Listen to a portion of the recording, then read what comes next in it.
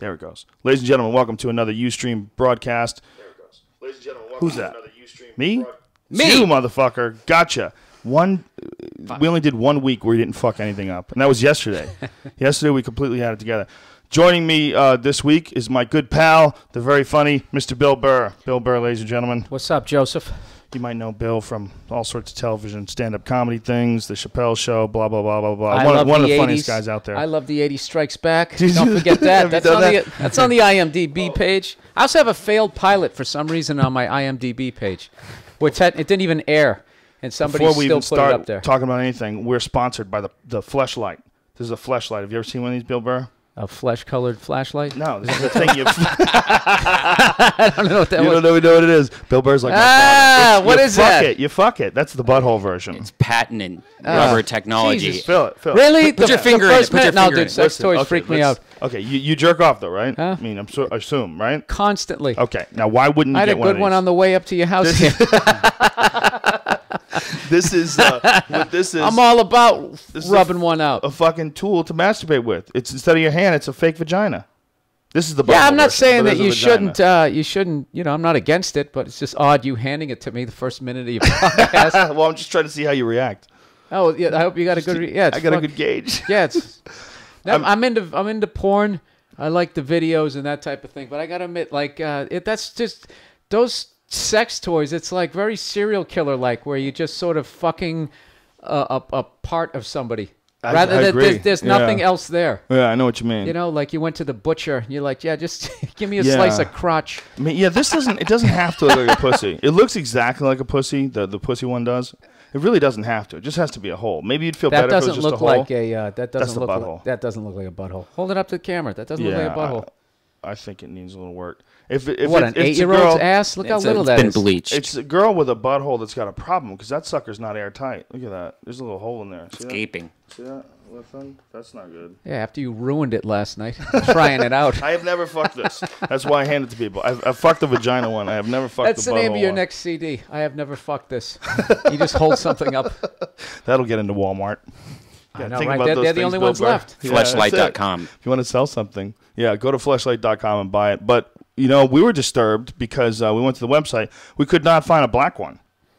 They have only pink fake vaginas. Now, you know what? You could go both ways on that one. That is either racist or white people can get offended. Like, how come you're slicing up white women and turning them into little plastic pillowy things for people to fuck? You know?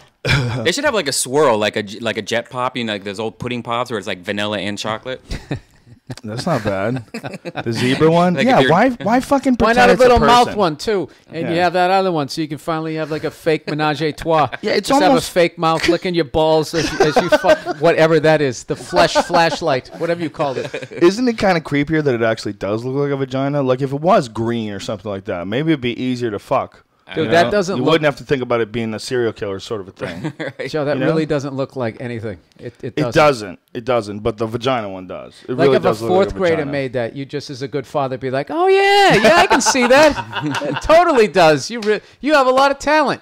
You encourage them. We were saying yesterday that it's funny that they sell the butthole version and the vagina version. And what if the butthole version just so outsold the vagina version they just canceled making them because nobody wanted to fuck the rubber vagina? Like left-handed guitars. They're like 10% extra for the vagina.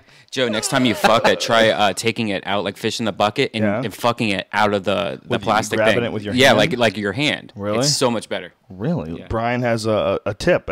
He's like the Martha Stewart of fake vaginas. Do you have a like healthy tip? Do you like review sex toys? No, I don't review sex toys, only technology shit. But I should review Why sex not, toys. dude? You should totally do a full you fuck it version of a review when you fuck the fleshlight. I should. Take the food blog to the next level.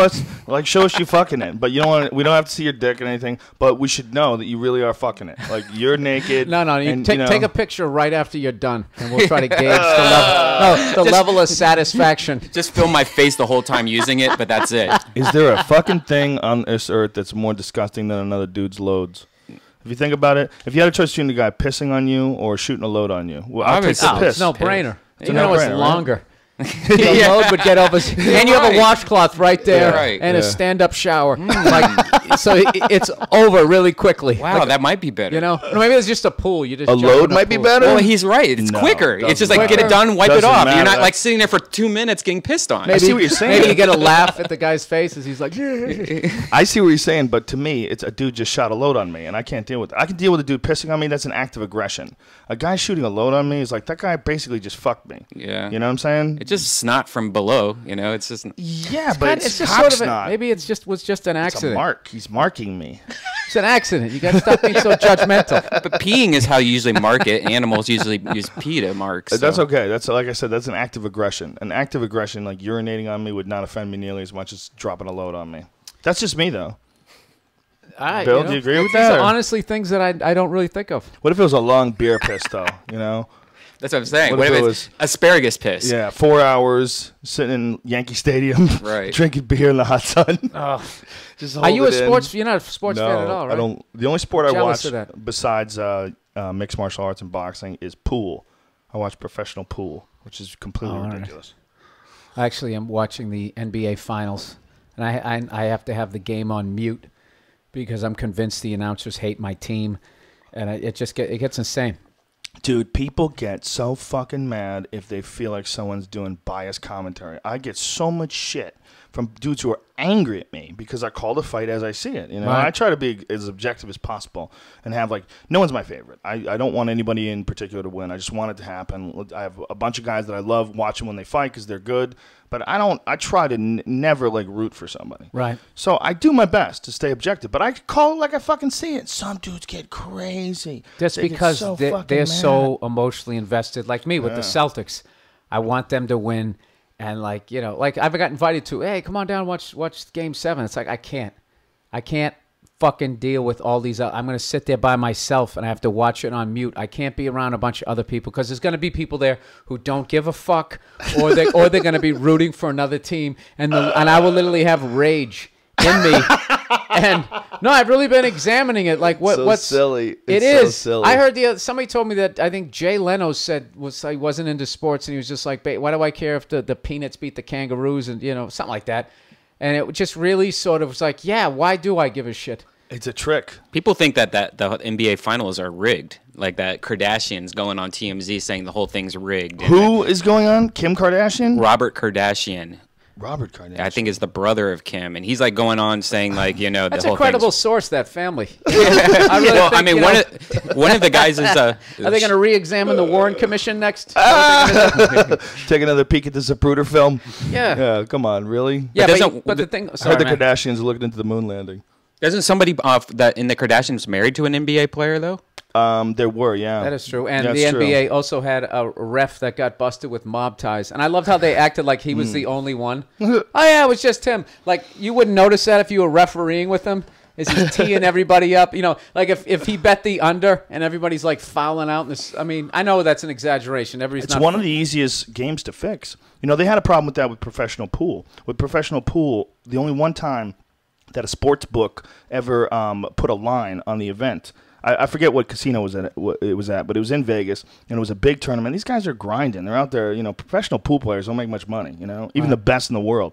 So there was an underdog, this guy Mike LeBron. He hadn't won a big tournament like that in a long time. So they all got together and said, hey, Mike, guess what? You're winning the tournament. We're going to fucking bet on you. And they all threw in, and everybody dumped. And they all dumped. Mike LeBron won. They cleaned up, and the bookies never put a line on pool again. Wow. And did they? And they obviously figured it out. Everybody knew. They're driving balls into the rail. They're fucking supposed to get out, ball in hand. They don't get out. They scratch. There was a bunch of shots where dudes were like, "What the fuck is this?" They were obviously bad. Well, they do their best, but these guys, high-level pros, don't miss very often, So they can fuck up and take a bad path on purpose, and a path that gives them a high percentage of getting stuck behind balls or something like that. Mm-hmm. So they make errors on purpose. And you look at it, and you're like, why the fuck would that guy play that like that? This guy's top of the food chain world champion. They're just trying. A snooker player got busted recently for taking a 300,000 euro bribe. He was taking a bribe to dump a bunch of matches. And this guy's one of the very best in the world. He's a top line, and snooker players make big bank. But apparently, it's a common thing. What was his vice? Money. That he took it. He just wanted money. He said that they've done it before, and that they got this guy on hidden camera and shit. It was pretty devastating for the whole snooker community because he's like one of their stars. What, all 8 people who are in the fucking snooker's huge over there, bro. You don't understand. In England, I don't know what giant. snooker is. Snooker's this crazy game. It's like pool, but it's played on a giant table, a 12x6. And the pockets are really small, and the balls are really small, and they're colored. And I don't know the exact rules. Is there mushrooms on the table? Or is that from the 70s? Remember that bumper pool or something? Remember that? I do remember bumper pool. That shit was ridiculous. I forgot about that. Yeah, you just they had like little mushroom trees or something in the middle. Little rubber ones to bounce it off. That's because you didn't have space for a real table. So you get one of these goofy fucking things. It was only 2 feet And you had to make wide. it more difficult. That's right. Yeah, that was the 70s, everybody. Put some sort of reference to drugs right on the table. Pool has always had a problem with people gambling and dumping money. It's like a common thing amongst guys who bet. Like guys will back pool players, and the pool players would dump and cut up the money because they know this way they're going to win. You know, it's that whole world, the world of gambling. When you get gambling involved with anything, and there's a lot of gambling on pro basketball, I would just assume it's rigged, wouldn't you? Yeah, I mean, I would think. Well, I think the players make too much money. So it's very hard like that, and the way to definitely do it is some sort of authority figure on the court, like referee and umpire or something like that. Giving bad calls. I went to the game when Kevin Garnett hurt his knee against Utah, which I'm sure you still have on videotape. I don't even know what you're talking about. Hoop fan. I don't even know those humans. The referees were literally dictating the pace of the game, and it made like. I'm trying to equate it to what you do. It'd be like if a guy had no stand-up and all of a sudden he was great at stand-up and then 5 seconds later again, oh yeah, he doesn't have any. It wouldn't be right. It's not consistent. Right. They would like call in everything, and then you could just see him loosen up the reins. Then a guy would like literally take a dude's head off and they're just like, hey, no blood, no foul. And then all of a sudden it was like, did these guys bet us? It was almost like they bet like a specific number. I don't know what it was, but it was one of the weirdest called games. Guys have been busted for that, though, right? Referees have been busted for doing things that. They had that referee, and I'm sure if other ones got busted, maybe they kept it quiet. I have no idea. As usual, I have like one story, and then that becomes law. I just spread it out over every sport and start pontificating. Bill Burr is one of the more interesting conspiracy theorists that I know because Bill Burr, you'll start talking to him about it, and then 5 minutes in, he'll admit that he doesn't know what the fuck he's talking about. He saw a YouTube video. Like, what's up with this GPS? Yeah, I'm one of the few people. He doesn't use GPS. I called him to give him directions. I go, you got GPS? Thinking I'm just going to give him my address. Nah, I got a Thomas guide. A fucking Thomas guide, like a goddamn pioneer. You get like a pencil and like an eraser, and you're like putting compass like directions on. First of all, you guys are acting like I'm churning butter. You guys both had one like fucking 5 years ago, didn't you? Yeah. Well, did I get here? Yes, you were. MapQuest. I was early on with the GPS. I had the first GPS. It was a CD-based GPS. It was CD-ROM based, so I only had a map of Los Angeles. But I've never even used those 2000. books. I think I've just always used like MapQuest and stuff. And then maybe before that, my mom would like write down the directions on like a napkin. But when I first moved here, I used it. I had it written down on an envelope. How to get here, and there was no problems. It was very easy. When I first moved to LA, I had a Thomas guide. But I haven't had one in a long time. For LA, that just seems impossible. It is impossible. There's so many pages. You don't want to think. Don't use your brain. Let the computer do it. That's right. Type in the zip Let code. a British woman tell me what to do. So what is your deal with GPS? You think the GPS is possibly dangerous? I think it's a waste of money. Then also, one of my many non-researched opinions is I just don't like that the fact that there's some sort of, I don't know what it. They beam a signal up to a satellite. It burns back down through the atmosphere and into my fucking car. And there's somebody talking to me. Actually, I think it doesn't beam anything out. I think it just is like a receiver. Like it's always beaming at you, and it picks up what it's being beamed at you all the time. It's always being beamed at me. Yeah. Okay, yeah, I don't want that. I don't want stuff always beamed at me. No, but it already is. You're getting it no matter what. Yeah, you're getting it right now. You're getting it right now. How do you think I'm getting it right now? If you receive it, like there's a beam coming at you. Okay, if there's something to receive it, like a box, like some sort of a GPS box. Yeah, but I don't have that in my car. But all that's doing is receiving something that's already there. If your brain is going to be affected by it, it's getting affected by what's already there. No matter if you have a box or not. You guys don't know. I have lead. I have lead on the inside of my thing. You guys, see, look at. I'm going to die earlier because you guys don't want to fucking use a Thomas guide. Yeah. Why would you think the GPS would be dangerous, though? It's like the radio being dangerous. Or there's Wi-Fi. We're doing this. We're broadcasting this show to that plastic bottle you're drinking out is more dangerous. It is if you leave it in your car. See that classic barroom point right there. That plastic bottle is more dangerous. Really? You just got done doing research on that, didn't you? You have no idea. Yeah, it is because actually, like he said, if you keep it in your car, when they heat up, it actually these releases things sit in female warehouses hormones. for years. Yeah, being heated up in a warehouse. Hopefully maybe not. Hopefully not. But they say that if you leave one in your car and it gets really hot out, it actually releases chemicals that, especially for men, are not good for you. Like female chemicals. Even if you have, even if it's just in here, just the fact that it's in a plastic container. Yeah, the chemicals are in the plastic. See, well now you're on my page. See, I like how you're concerned about this. That's what I'm saying. You're not concerned about anything. And don't even hear that, dude. You're gonna fucking die anyways. It always ends up going to that. And by the way, he just quit cigarettes like a month ago. All right, Oh, there you go. Dude, that's like a buddy of mine. I had a buddy of mine was giving me shit when I went. I was about ready to head out. A friend of mine was. It's a long story. I don't name names. What the fuck I was doing? I was doing something. We were gonna go celebrate. We're gonna go get shit faced. So this guy is married and he has a kid. So then he used to be a fuck up. So I'm not married. I don't have any kids. And he sends me a text. He's like, dude, it's pretty funny. You know how things turned out. He's like, I'm married and I have a kid now and responsibility and you're still out partying. And it's just like, it's just one of those things. The fucking people, just because you have a kid, they think that automatically makes you responsible. You're still a fuck up. You're just passing it on now. Well, what's really funny is the nobility that they attach to it. And this is coming from someone who has 2 children. But I used to get so annoyed when I would talk to people who had kids and they would compare their life to my life. They'd be like, well, look at you. You're just a single guy, just running around being a single guy. What the fuck? Do we have to make people? Is there a shortage of fucking human beings? There's 6 billion of us, all right? There's plenty of people. You're not more noble because you're raising a person. I commend you for it. I hope you enjoy it. I hope you really commit to it and you raise a good person that doesn't turn out to be a fucking psycho. But it doesn't make you a more noble person because you have a child. Yeah, some of them think that. I mean, they get more moral. They're more just. They're doing the right thing. They're not being silly with their life. Like, it's so stupid. But this guy really wanted to go out and get wasted. And he was jealous that I can continue to live my sad, lonely life. They stick it in your face. It's funny. As a single person. But he's a good shit, though, because I called him up the next day. I'm like, dude, you fucking failed a drug test like 6 months ago, and you took a header off your front steps walking your dog down the street. And you had a red mark looking like fucking Jimmy Snuka when I came and met you, right? And you're giving me shit? Jimmy Snuka. Yeah. He comes with a Jimmy Snuka reference, the Superfly. Remember that? He would get on the top rope. Yeah, and he had all that scar tissue up there. I love you. Yeah. You jump on the top rope. He did have that scar tissue. That's what the old school guys would cut their own forehead to bleed. Yeah. Oh, yeah, Rick Flair. He's related to The Rock. Is he really? The Rock is somehow related to Superfly Snook. I think that was his uncle. If you can, somebody name me a cooler uncle than Jimmy Superfly Snuka. That's possible. It. Yeah, especially if you turn out to be a wrestler yourself.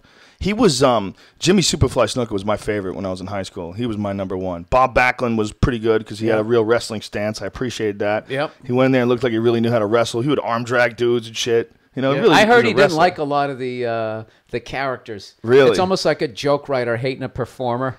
He's in there doing like the... Well, he was a real wrestler. What really sucks about wrestlers, wrestling is one of the toughest sports in the world, but there's no professional avenue for it. They tried it. They tried a professional wrestling league a few years back, but nobody wanted to watch it. It hasn't caught on. When things haven't caught on, it's very hard to get them to catch on, unless it's something fucking crazy like mixed martial arts. Mixed martial arts is so crazy and so primal that once that started getting on TV, everybody's like, whoa, holy shit. Right. It just gets everybody in. You're not going to get that from wrestling. But wrestling is easily more exciting than a lot of sports that are already on TV, including, soccer. Soccer's not as exciting as wrestling to me. I would way rather watch like really good wrestling. I can defend soccer. I don't mind it. Not American. American soccer's like if LA plays like DC. Right. The Columbus Crew. Yeah. That's horrible. It's horrible, but international level soccer is pretty bad. Yeah, because now you're dealing with like the shit talking goes to a whole nother level. You're talking there's wars won and lost between the two teams.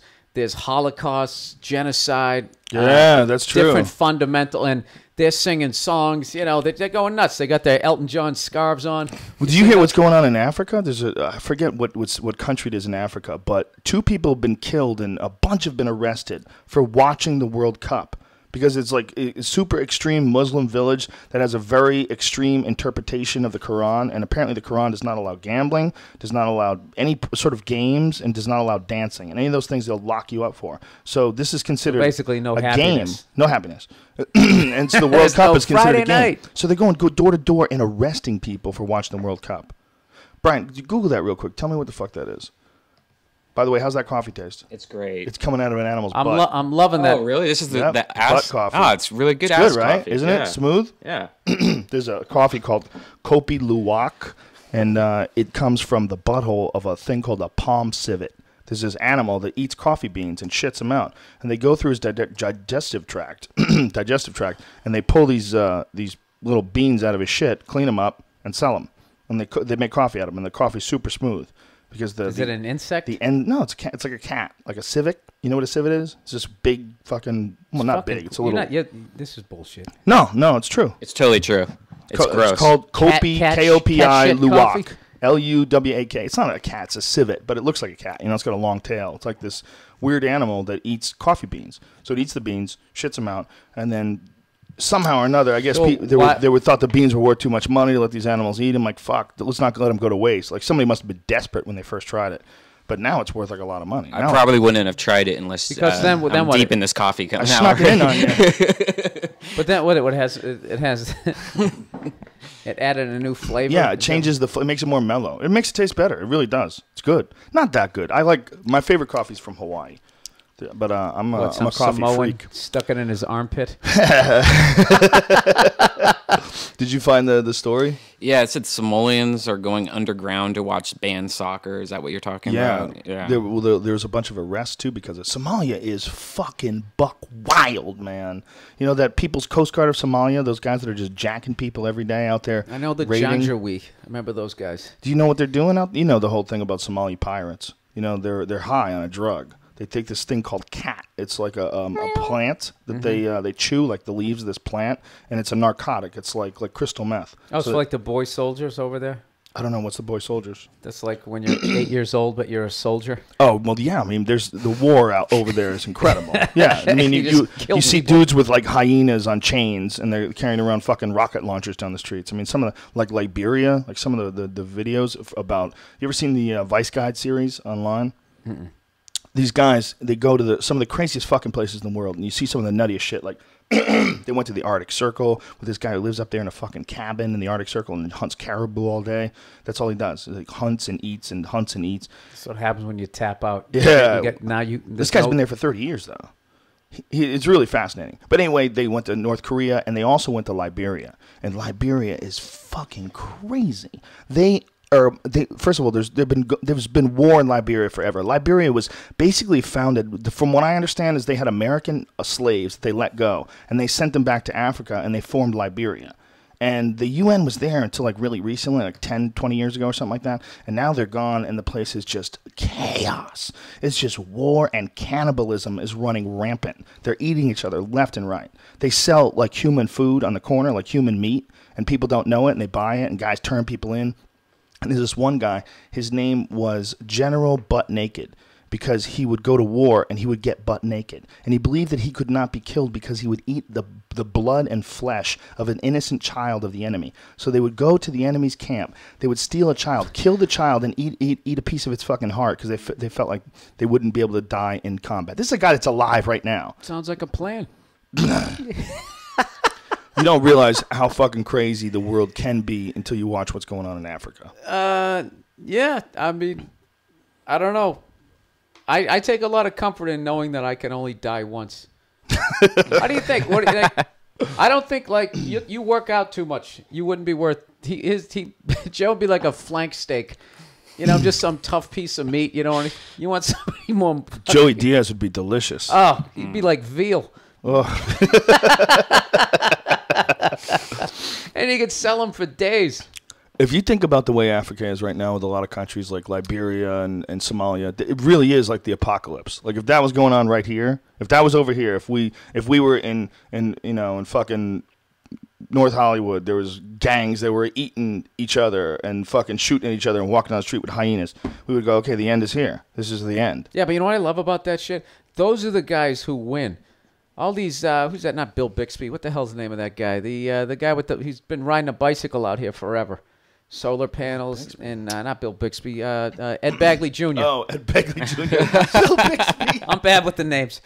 Ed Bagley that Jr. Green show. Yeah. That he's gonna be at the apocalypse comes. He's gonna be fucked. I have this theory that people who gather all this shit for it, if you don't have, you need a militia. Because if you don't, all you're doing is you're just turning your house into a supply room. A Target, yeah. Yeah, for the toughest guys who come down the block and then just take it from you. My car's like that. My car has like walkie-talkies in it. It's got fucking like every single like thing, like sleeping bags, just in case I have to escape this city real quick. But it's starting to get retarded. Like I have like batteries that I can recharge by the sun and stuff like that. Do you realize the level of heads up that how on the inside you'd have to be that this entire city wouldn't be like gridlock of people leaving? Yeah. Yeah. Oh, this city would be the worst ever. They don't even know how many people in L.A. That's why I won't fill out the census. They're like, fill out the census. So what the fuck is the point? There's about 20 million Mexicans that you don't have a count on. Yeah. Like, they literally have no idea how many Mexicans are here. It's fucking just a flat out guess. And I'm not shitting on Mexicans. I would do the goddamn same thing. My grandparents were immigrants. I got no problem with immigration. I don't even believe in countries. I think the whole thing is ridiculous. I mean, I think if they came over here, it would fuck things up. But you know what? That's how it's supposed to be. You're not supposed to keep people impoverished in a shitty place just because, you claim this patch of dirt and you don't let them over here. I think that's ridiculous. If there weren't countries and you were just allowed to just sort of cruise around, like, where would you go? That would be the problem, is they would level out. The problem is you let people go and move to wherever they want, and people are always going to move to the place where it's better, and they're going to abandon their shitty place. But if you don't allow them, they have to stay in their shitty place and make their shitty place better, which they're never going to fucking do.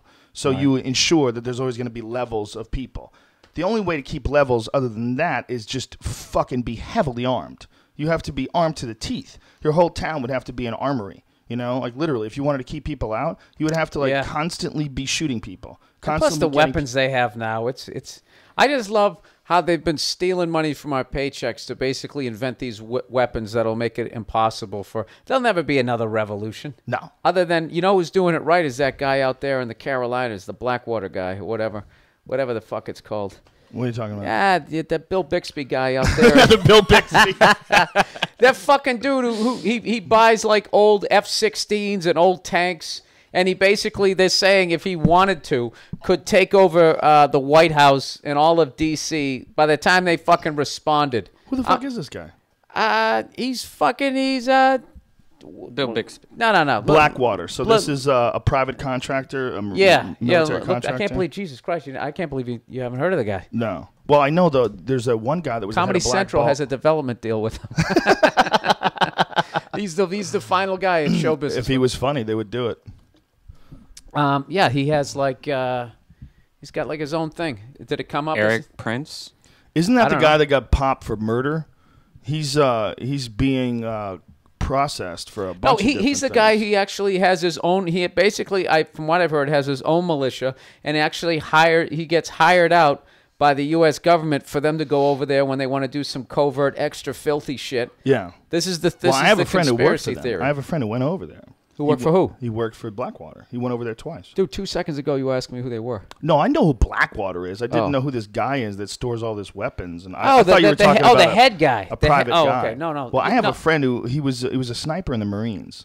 And when he got out, he went back over. I think he went to both Afghanistan and Iraq, but he definitely went to Afghanistan. He went twice for money because he was opening up a gym, a mixed martial arts gym, and he needed some cash. So he just went over there for a few months, and he made like some ridiculous amount of money, like something like $10,000 a month or something like that. It was a lot of money. So for him, he'd go over for a couple months, make $30,000. Did he do like the stereotypical go up in the bell tower? Yeah, he was in a bell tower. Yeah, there was times where he was in a tower. It's Eric Prince is the owner of Blackwater, so I'm guessing that's who you're talking about. That's the guy that's in trouble, right? Right, yeah. And he's like fleeing and doing He's in stuff. trouble. Yeah, see, they had to take him. They had to take him down because he got too powerful. Because he could basically, that guy could ride out any sort of uprising, any sort of craziness. Yeah, the economy went crazy or whatever. It's just like, yeah, well, I got guns and an endless bag of snow peas or whatever. And a bunch of mercenaries that are loyal to you that you've paid forever. You know, you've been paying these guys to do all these campaigns for you overseas. They're all murderers for you. And, you know, you keep those guys on the line and say, hey, you know, we're going to run this shit. I'm going to take care of you. You take care of me. You know, Semper Fi, motherfucker. Right. Blackwater for life, the whole deal. And then they got and when it goes down, they can defend it. But then what always ends up happening is eventually is somebody always wants your title. So someone would want to be him. And that's that's how it goes down. That's how it goes down in Mexico, the drug lords. You know, it's just a matter of time before something happens with one of those fucking guys. You got a guy who's got that much power, that many jets and fucking machine guns and tanks and shit. He's going to get a little nutty. You want to use them. Yeah. You know what I mean? It's like you bought a bag of fireworks. You're just going to stick them in the corner of your bedroom, wait till the next 4th of July. You're not. Occasionally you're going to light off an M80. Oh, they like to use them. Have you ever, I mean, this is the first time, you know, in human history, or rather in the history of the United States, that we've had to deal with mercenaries. We haven't had mercenaries in this country in a long, long, long fucking time. This whole, like, giant mercenary corporation sort of a thing, this is very recent. This is just Cheney and Bush. They didn't use mercenaries during Clinton. There was no mercenaries during the Jimmy Carter days. You know, this is some crazy shit. Cheney and Bush, the Hall & Oates. I mean, the fact that they can hire these people to go do shit that you're not supposed to do. They can, but shit that's not in the Geneva Convention, shit that's totally illegal. We've been doing that for a while, though. Oh, I know we have, but we haven't been doing it this openly. You know? Oh, they yeah, just no, hire a company to do it. I think it's like specifically for that. But I think it's like when wrestling finally just came out and said it's sports entertainment. They're like, all right, you know, we hire these guys for some filthy shit. What do you want from us? It's entertaining, though, right? Yeah, and they changed it to WWE. Well, they changed the name of Blackwater. What is it now? I don't know. Something short. Something, you know. Something happier. Yeah, it's Bunny Rabbits Incorporated. Or Clear water. Fresh drinking water for everybody. Babies are us. Yeah. Arrowhead. Yeah. We love the children. That's what they changed it to. Yeah, I don't know. There's two schools of thought. One is the world's a fucked up place. Look at what's going on in Africa. Look what's going on in the Middle East. Don't you want somebody over there protecting you? They're just trying to keep America cool, keep our standard of life, keep our standard of living the same. I see that argument too. But then, you know, you see also the other argument. I don't believe in that whole that those guys have to live the way they live, so I live the way I live. It's so those guys on top can have as much as they have. Well, that's definitely much more likely. That's you know what was pissing me off the other day? Like, but I think they also do keep. It's a twofold argument. One, it's like they keep conflict going on, and the more conflict they keep going on, the more we're going to need government, the more we're going to need protection. I mean, that's been proven that they create conflict in other parts of the world in order to control different regions. They'll arm someone if their enemy is, you know, the other side, and they'll fuck with things. Right. And we manipulated. Yeah, but all that bullshit where they justify like sweatshop labor and moving factories out of the U.S. and, you know, they just went around the unions, and then they just justified it by saying, you know, and they always say in order to compete in a global economy. It's like, fuck you. It's like in order for you to get another yacht. Yeah. You know what I mean? You can't legally pay a child, you know, whatever the fuck they pay over there. In America. Yeah, you can't do it. So they just went around all of that shit, and then they stuck everybody's in cubicles now. Dude, that's what scares me when I go on the road. That gets to who is they. See, because we were just talking about the military before. We were talking about the military. Now we're talking about corporations. Now I'm talking about corporations. Yeah. I'm talking about big business where I think corporations are at the end. You know, every quarter they have to show a profit. They're at the end of legal ways to do it. So now they're just straight up beginning to steal. Like my fucking bank that's taking $28 a month out of my account for no reason. I didn't even notice, you know, on the road, one of those fucking accounts you just, you know, have a couple $100. And I finally said, dude, why are you taking $28 out of this? And they did it on the laptop. Oh yeah, we shouldn't be doing that. Yeah. I go, all right, well, I've had this for 5 years. Let's go back. They go, well, unfortunately, sir, our records only go back 4 months. Yeah. Oh, isn't that convenient? I bet if I was getting $28 from you, you know, the other way, I bet they would fucking go back to the 60s. Same thing happened to me. It was 3 months. And this is what they said to me. I said, what if I bring in all my records? What if I bring in all my records? And then they go, sir, we're only going to reimburse you 4 months. I go, that's ridiculous. And the guy at the bank goes, well, the bank looks at it like that's on you.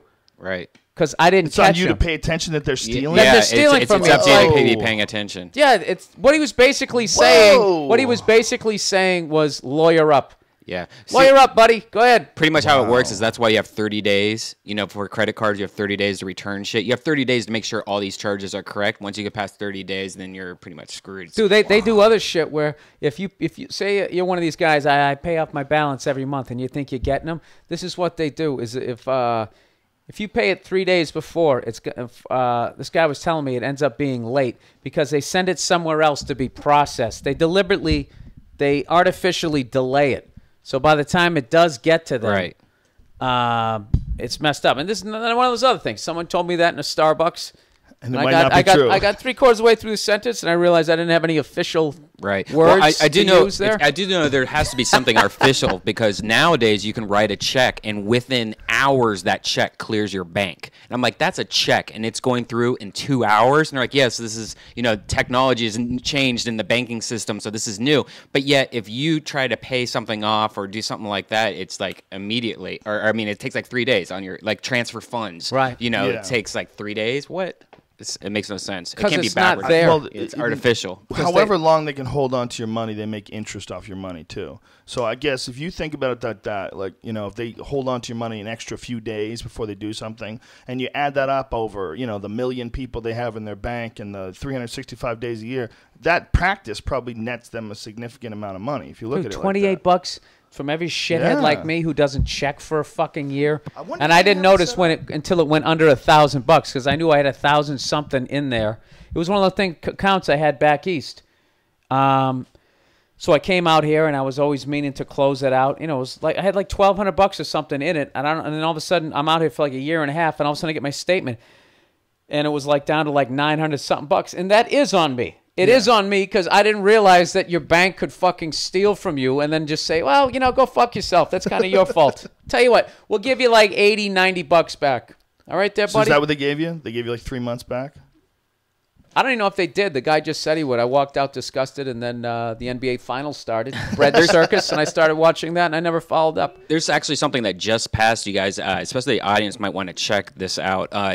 Used to be a credit card like a bank or a credit card could if you had like 7 charges go through at the same time, they can take out all those 7 charges and then charge you 7 overdraft fees. That's how they used to be able to do it. But something just passed recently that you could tell your credit cards and your bank that if there's no money in your account, you're not allowed to pull money out. So they're trying to trick you into signing and going, no, let's keep it the old way. So they'll call you up or they'll tell you like, hey, you want to make sure all these charges go through, right? Yeah, well, you need to accept these. Is that what that letter was about? That's what that new letter is. That letter was that I blew off? Yeah, you don't blow it off. Tell all your credit card companies know that if there is no money in the account, you don't want it to go through, and you'll save yourself all those you'll never have an overdraft charge again. So they're forcing overdraft fees on people. They're trying to. They're trying to go back to the old way where like you would have 7 things go through like a $3 charge and then you get charged $39 for an overdraft fee. You're like, well, why did it go through if I had no money in my account? Or if you made a deposit to cover it, they input the deposit last. Right. And then bam, bam, bam, and they nail it. Well, the deposit takes 90 days to go through, where the charge only takes 3 seconds. Yeah. So I'm sorry, sir. That. I know. I understand. There's nothing we can do. I love that. That's what you always get. There's nothing we can do. I don't nip you. I got on a plane ticket the other day, and I show up, and all of a sudden I don't have a seat reservation. I had one on the way out. Well, it's oversold. Well, I didn't do that. And then the lady has like an attitude with me, and it's like, what the fuck? I spent $400-500. They asked me where I wanted to sit. I picked out the fucking seat. And I was told I have a reservation, and then you oversold. Did you imagine if you did that with a car? Yeah. So somebody pays for a car, and you go, "Oh, okay, your car's waiting for you," and the guy comes down. No, it was oversold. Yeah. I oversold the car. That should be against the law. I wanted to make sure I sold the car, so I sold it twice. Yeah, but that's not even as bad because you can get in your car and fucking drive home. Imagine if they go. What if somebody dropped you off No, there? we oversold whatever car you have, so they had to come and take yours and took it away, and you're fucking sitting in your house going, yeah, but I have to go to the airport. I'm sorry, sir. There's nothing we can do. How can they do that? I don't care if they're losing money. How can they sell more seats than there are seats? That should be. I think they figured out a way to have, like, remember 10 years ago when we used to go on the road, how many times was the seat next to you empty. All the and time. Occasionally you'd get the whole row and you'd curl up. Back in the good old days. The good old days. The good old days. When does that happen now? And it never happens now because they'll always say like they cancel flights and jam people together. There you go. They don't give a fuck about your convenience. That's right. And they'll just give away tickets to people that will like, hey, you get a free ticket if you wait till the next flight. So they're not actually overselling it because they'll get rid of those tickets for you. You know what though? When the way I look at it, you have to have fucking airlines, or I wouldn't have a job. I literally need airlines to get along. No, I'm not saying most people don't. I'm not against airlines. I'm not even. I mean, telling me I have a seat whatever and the I fuck, don't. I hate that too. But whatever the fuck they have to do to stay in business. For us, for comics, could you imagine if you had to fucking drive to all your gigs? Could you imagine if you had to drive if you had a New York gig? Okay, I got a gig on Friday in New York, so it's Monday. I'm packing up my car. Could you fucking imagine? No, you know, it'd be great. Would be immediately how regional all our comedy would become. Oh, it'd be like when back do you in the day in Boston. Yeah, I had like jokes when there was a chain like 7-Eleven called Christie's. Remember that? Yeah. I'll never forget the first time I did a gig outside of Boston. I went up, I think it was like New Hampshire. And I had some stupid joke about winning the lottery, how nobody respects you. Like you move into a rich neighborhood and they're like, what do you do? I'm a doctor. I did this. I'm a brain surgeon. What do you do? I say, oh, I went to Christie's. Like, meaning I got a lottery ticket. It wasn't even a good fucking joke to begin with. And then I went up to New Hampshire and I told the joke. And I'm like, I went to Christie's. And it was the first time I used a reference that nobody fucking got. And I was, remember the high five? You were gone by then. The high five gig? Where was that? The top of the only skyscraper in like Manchester, New Hampshire. Oh, no. There I didn't get that one. Yeah, and I ate my balls. I used to do a lot of local material when I was living in Boston because it would kill, So you do jokes about girls in Revere with the big bulletproof hairdos and a lot of like regional shit. And then when I would go on the road, it was like I was disarmed. Like none of my references would work. I would tell a Revere Beach joke, and you would get like recognition laughter in Boston. But when you're on the road, they just okay, where's the joke? And well, you remember those guys? And they'd go down to Jersey and it'd be like, what's the equivalent to Revere Beach down here? Yes, you got yes. You got to regionalize all your references. The only time that's happened lately is if I go over to Europe, and I was saying to somebody the other day, one of the few things that not only I didn't have to change, but fucking destroyed was a reference to Ric Flair. Really? That's the wrestler? How Ric Flair. That's how big those guys are. Wow. Fucking destroyed in London, Dublin, and Glasgow, Scotland. Well, they have a lot of American, American culture over there. England especially. I find that American comedians translate way quicker to England than England do to American. Yeah, we're snobs over here. We hear like a British accent. We're like English. Yeah, but I mean, it's. But I'm saying like the comedy doesn't translate as well. They have a very specific type of humor, but they get ours. Yeah, I don't know what I feel like. I feel when British comedians or comedians from over there, I either love them or I not only do I not like them, but I feel like they're like 15 years behind the time, which is odd. They're so nice over there. It's almost like the attitude they have as a country, as a culture, hampers their ability to tell real stand-up. Because real stand-up, there's a part of real stand-up. It's like, what the fuck are you doing? They don't have that. They don't get that. But somehow it comes out in their music, though. Like it always seems like everything from like the Sex Pistols to fucking Ozzy Osbourne. All these broke, angry fucking dudes. It comes out in fighting too. There's a lot of tough MMA guys that come out of the UK. Yeah, somehow I'm trying to think. They're more polite. There's something about their humor. It's just like they're. You know what it is? It's cheeky. Isn't that the word that they use? Cheeky. I don't know what it is. It's just some of them are really good. It's just, but some of them it just doesn't. And I think, first of all, the style of comedy that you and I come from, too, you get very spoiled for a certain particular type of comedy. Like Boston comedy is a very specific kind of comedy. If you stop and think about how many good comics have come from Boston, Jay Leno came from Boston. Stephen Wright came from Boston. Guys that people don't know that are probably better than 90% of the fucking people that are like big name comics, like Gavin. Don Gavin is one of the funniest guys to ever walk the fucking face of the earth. Yeah, he's a monster. He's a masterful comedian. I think it's all like the East Coast. I think all the way down to like DC, the amount of guys. But I think that's but also. No, but I also Boston think was a rare place because we're from. Yeah, Boston does have a lot of big guys. Because they didn't leave. Those guys stayed there. No one left Boston. The big monsters: Steve Sweeney, Kenny Rogerson, those Don Gavin, Mike Donovan. when I was a kid, okay, and I when I first started doing open mics there, and those guys were all the national headliners or the local headliners rather. They'd be at Nick's and they'd be at the Connection. I remember sitting there watching those guys, and they would have like some like national guy would come through, like Billy Crystal.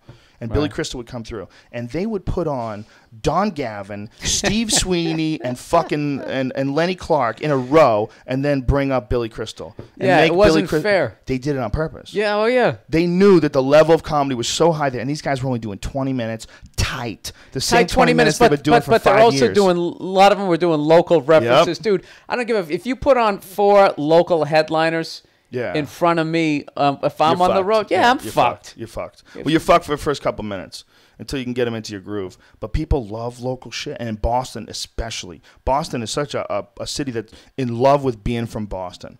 So like Mike Donovan was one of my favorite. His name doesn't get brought up enough when people talk to Grace. That he used to do that joke about his comedy was so blue collar, and I was coming up working in warehouses and stuff. It was weird. Both my parents were professional white collar, but I was a moron.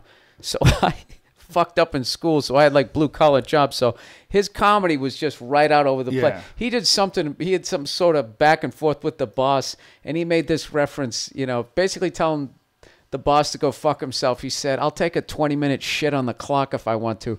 And I fucking fell out because there was always that lazy fuck wouldn't help unload the trucks. He had every goddamn trick in the book on how to somehow make that 8-hour day go by, and one of them was when he would grab the Herald of the Globe to go take a shit, and it would somehow take like fucking 40 minutes every day. Yeah, Donovan was he's another one. He's a master. There was a bunch of guys that were around back then. I mean, they're still around. I'm sure Donovan, if you live in Boston, you could probably find him headlining somewhere. I mean, he's still doing comedy, I'm sure, right? I know he ran afoul into the IRS for a bit. He owed a lot of those guys that were working for cash for a long time. They weren't paying taxes on it. I didn't hear anything about that. I heard they were all up to date. I don't know. Yeah, I don't know what you're talking about, Joe. Yeah, you're right. You know what? I misheard. I think those guys out in Long Island. I think some of them did that. Yeah. I misheard. Oh, here's another one that doesn't get brought up. Teddy Bergeron.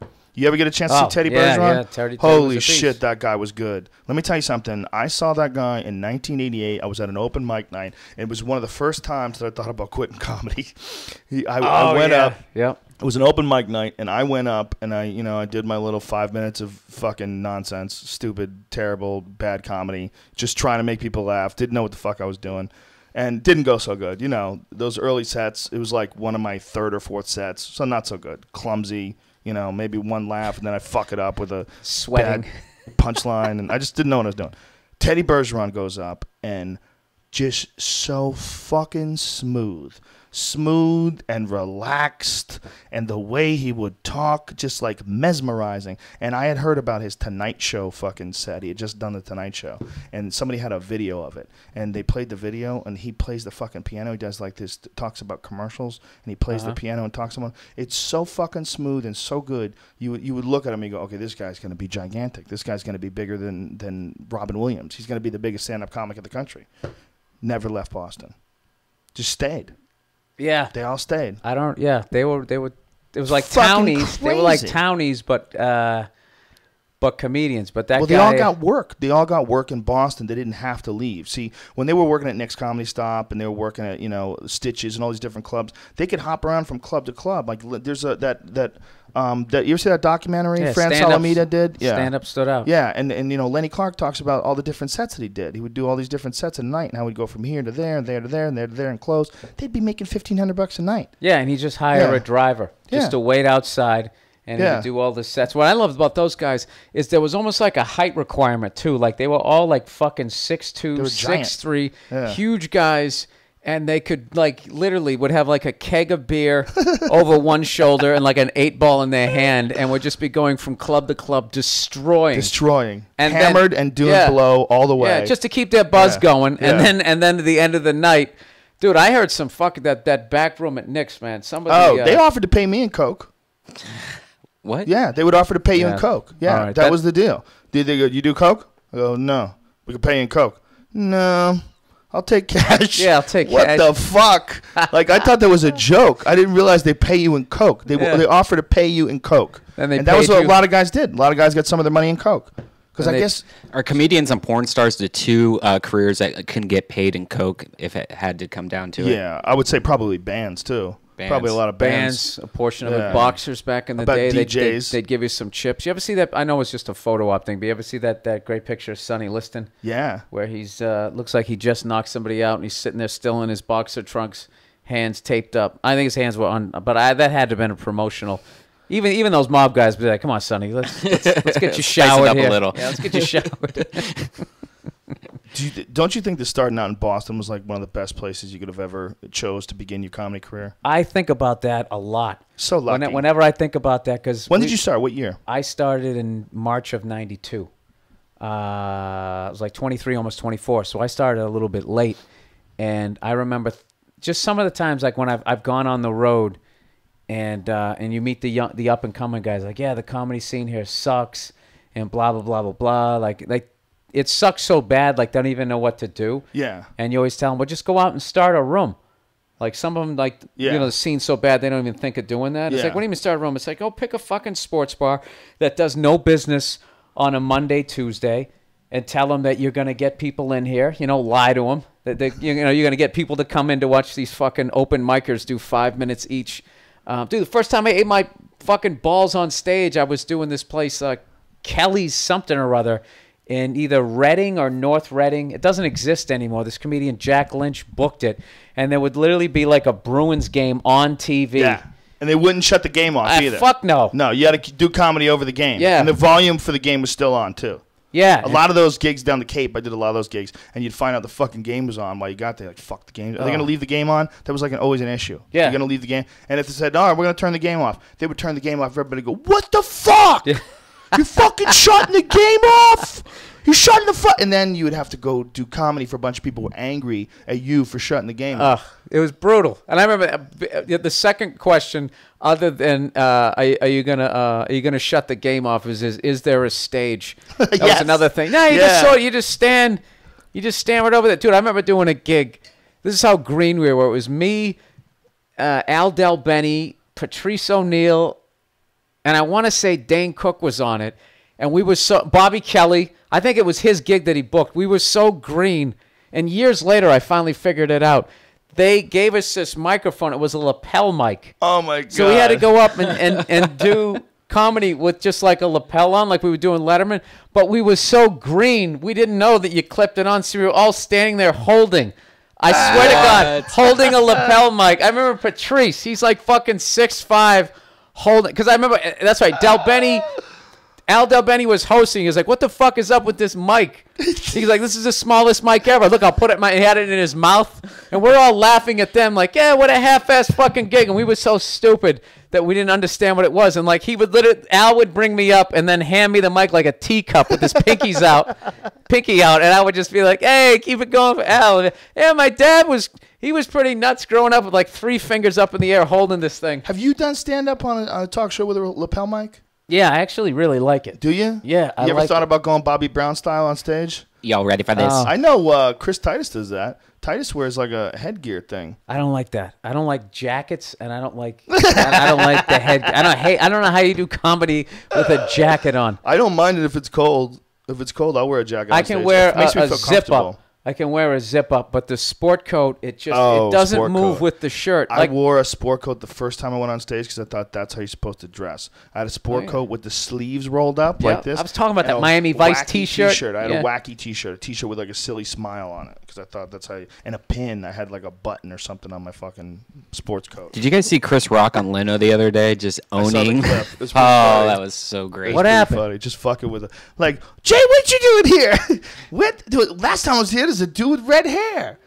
He goes, and now. And then he started saying that Kevin, the band guy, you got a cheaper brother, and the guy's like, man, that's cold because he's. It was pretty funny. He attacked. It was uncomfortable. He kept on going into it. Like you could tell Jay one day, like, let's do something else. It was perfect. Dude, that is one of the most amazing things I've ever seen. What is? How he got that show back. Oh yeah, yeah, it's crazy. It's fucked up. I don't disagree with him though. Look, everybody puts it this way. Look, the guy was on top. He was fucking number one, and they come along and say we're going to lose you, or that we're going to lose Conan unless we give him the Tonight Show. So we want to give him the Tonight Show. And he's like, what? Fucking really? You're going to take my gig away from me? And so he goes, okay, all right, I'm in. And under duress, he offers to give up the gig in 5 years. See, that's the thing. But he's number one. I don't think it's under duress. He was I think number he's brilliant. I think he's brilliant. But he was number one. So he gets kicked off. They put this new guy on. The new guy is bombing. He's eating dick. Okay, that's what nobody wants to talk about. Conan O'Brien on the Tonight Show wasn't that good. Yeah, but Leno's that's bullshit because Leno's doing the exact same ratings right now as Conan was. Okay, but Leno, all right, time out. No. We're going to go back to that. It dropped substantially. It dropped substantially from where it was before. From where it was when Leno was hosting it to where but ratings in general. I can refute they all that. Conan. Hold on a second. They fucked Conan by not letting him do any of his. He couldn't do the masturbating bear. Couldn't do all these different sketches. Couldn't do Triumph the Insult Dog. Couldn't do any of that shit.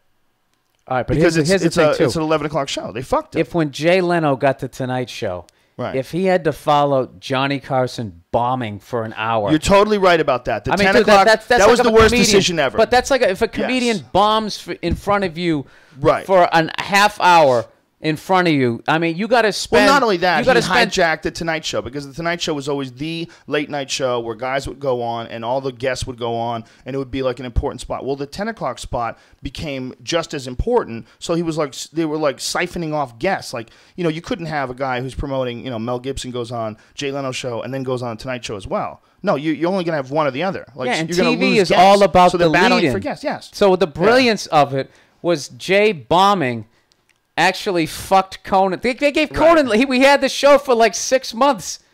Right. But before they started going like, all right, let's get this guy out of here, and he got it back. Now, I think taking... I think it was a brilliant move. Away from him. I think it was a brilliant... The way Jay played it was absolutely brilliant. And I don't think he bombed on purpose. No, I'm not saying bombed on purpose. But the way he played it, like, yeah, sure, I'll do it. And then the fucking 12th hour, yeah, I'm going to leave, but I'm not retiring. And then they freaked the fuck out. So, like, this is how I look at it. Like, I understand Jay being like, look, I had the #1 show. What are you kicking me off for? He's totally right about that. But I don't look at Conan like he failed. Like, Conan got fucked. Conan got fucked. Yes. He got fucked because... I completely agree. But what I'm saying is you got to realize that Jay Leno had the #1 spot. He was #1 in the Late Night Wars before they gave it to Conan. So why would he give a fuck? If they gave the show to Conan and then offered it back to him, why would he not take it? Conan took it from him. I don't... But everybody's making out like Jay is this asshole for taking Conan's job. Like, wait, Conan took his job. Conan's he's not a poor man. He's a rich man. Like, we're really worried about him here. It didn't work. What's fucked up about it is Conan keeps saying, don't feel bad for me. He made a great little, he said a great little thing on his last episode. He said, don't be cynical, you know, blah, blah, blah. I hate people who are cynical. He said this really positive thing. Don't feel bad for me. Played fucking Freebird with the band. Went out like a man, and that was it. He's never bitched about it or any of that type of shit. Dude, they gave him $40 million. I think that would smooth things over a bit. See, no matter what Conan does, he's an asshole. I don't think he's an asshole. And he did. No. He's not an asshole. He gave a lot of that money. He gave a lot of that money out to people he worked with. I know he did. If they wanted to fucking move back, he felt bad for those guys. Yes. The only thing that I find annoying about Jay Leno is acting as though he isn't a shrewd businessman. That whole, I'm going to 10. I'll go on a 10. He does do that, but if that's how he wants to portray himself, who gives a fuck? That's fine. But I'm saying that's the only thing that fucking annoys me about the whole thing. The only thing that annoyed me was when everybody's making a big deal like Jay's taking Conan's job, but Conan took Jay's job. And Jay took Johnny's job. He fucking forced him out. Did he really? Yeah. I don't know about that. How did he force him out? That fucking book I read. I read The Late Shift. That fucking book I read. I read the fucking Late Shift book. I read. It's hilarious how much people pay attention to these late night wars. No, but this is the thing though. If Jay only got, first of all, Jay without Johnny bombing in front of him, going on after like fucking ER and Seinfeld and all those hit shows, dude, it still took him 18 months. Remember, Letterman was kicking the shit out of him. Yes, until he got Hugh Grant on. It took him 18 months to get what's really funny about this argument? To give him only 6 fucking months, and he's got to follow the previous host eating his balls for a half hour in front of him. It was bullshit. They should have just never. It was a ridiculous idea. It was a ridiculous idea. They were just afraid to let Conan go. And Conan was like, look, I want the fucking Tonight Show. And they didn't want to give it to him. They go back and forth. And so they give it to him. They give him the Tonight Show. Thought that Jay's numbers were going to drop. Yeah. In 5 years, they're like, all right, he's going to be pushing 60. who's going to want to watch this now? That's the dumbest thing ever. A guy's gonna Johnny Carson got better as he got older.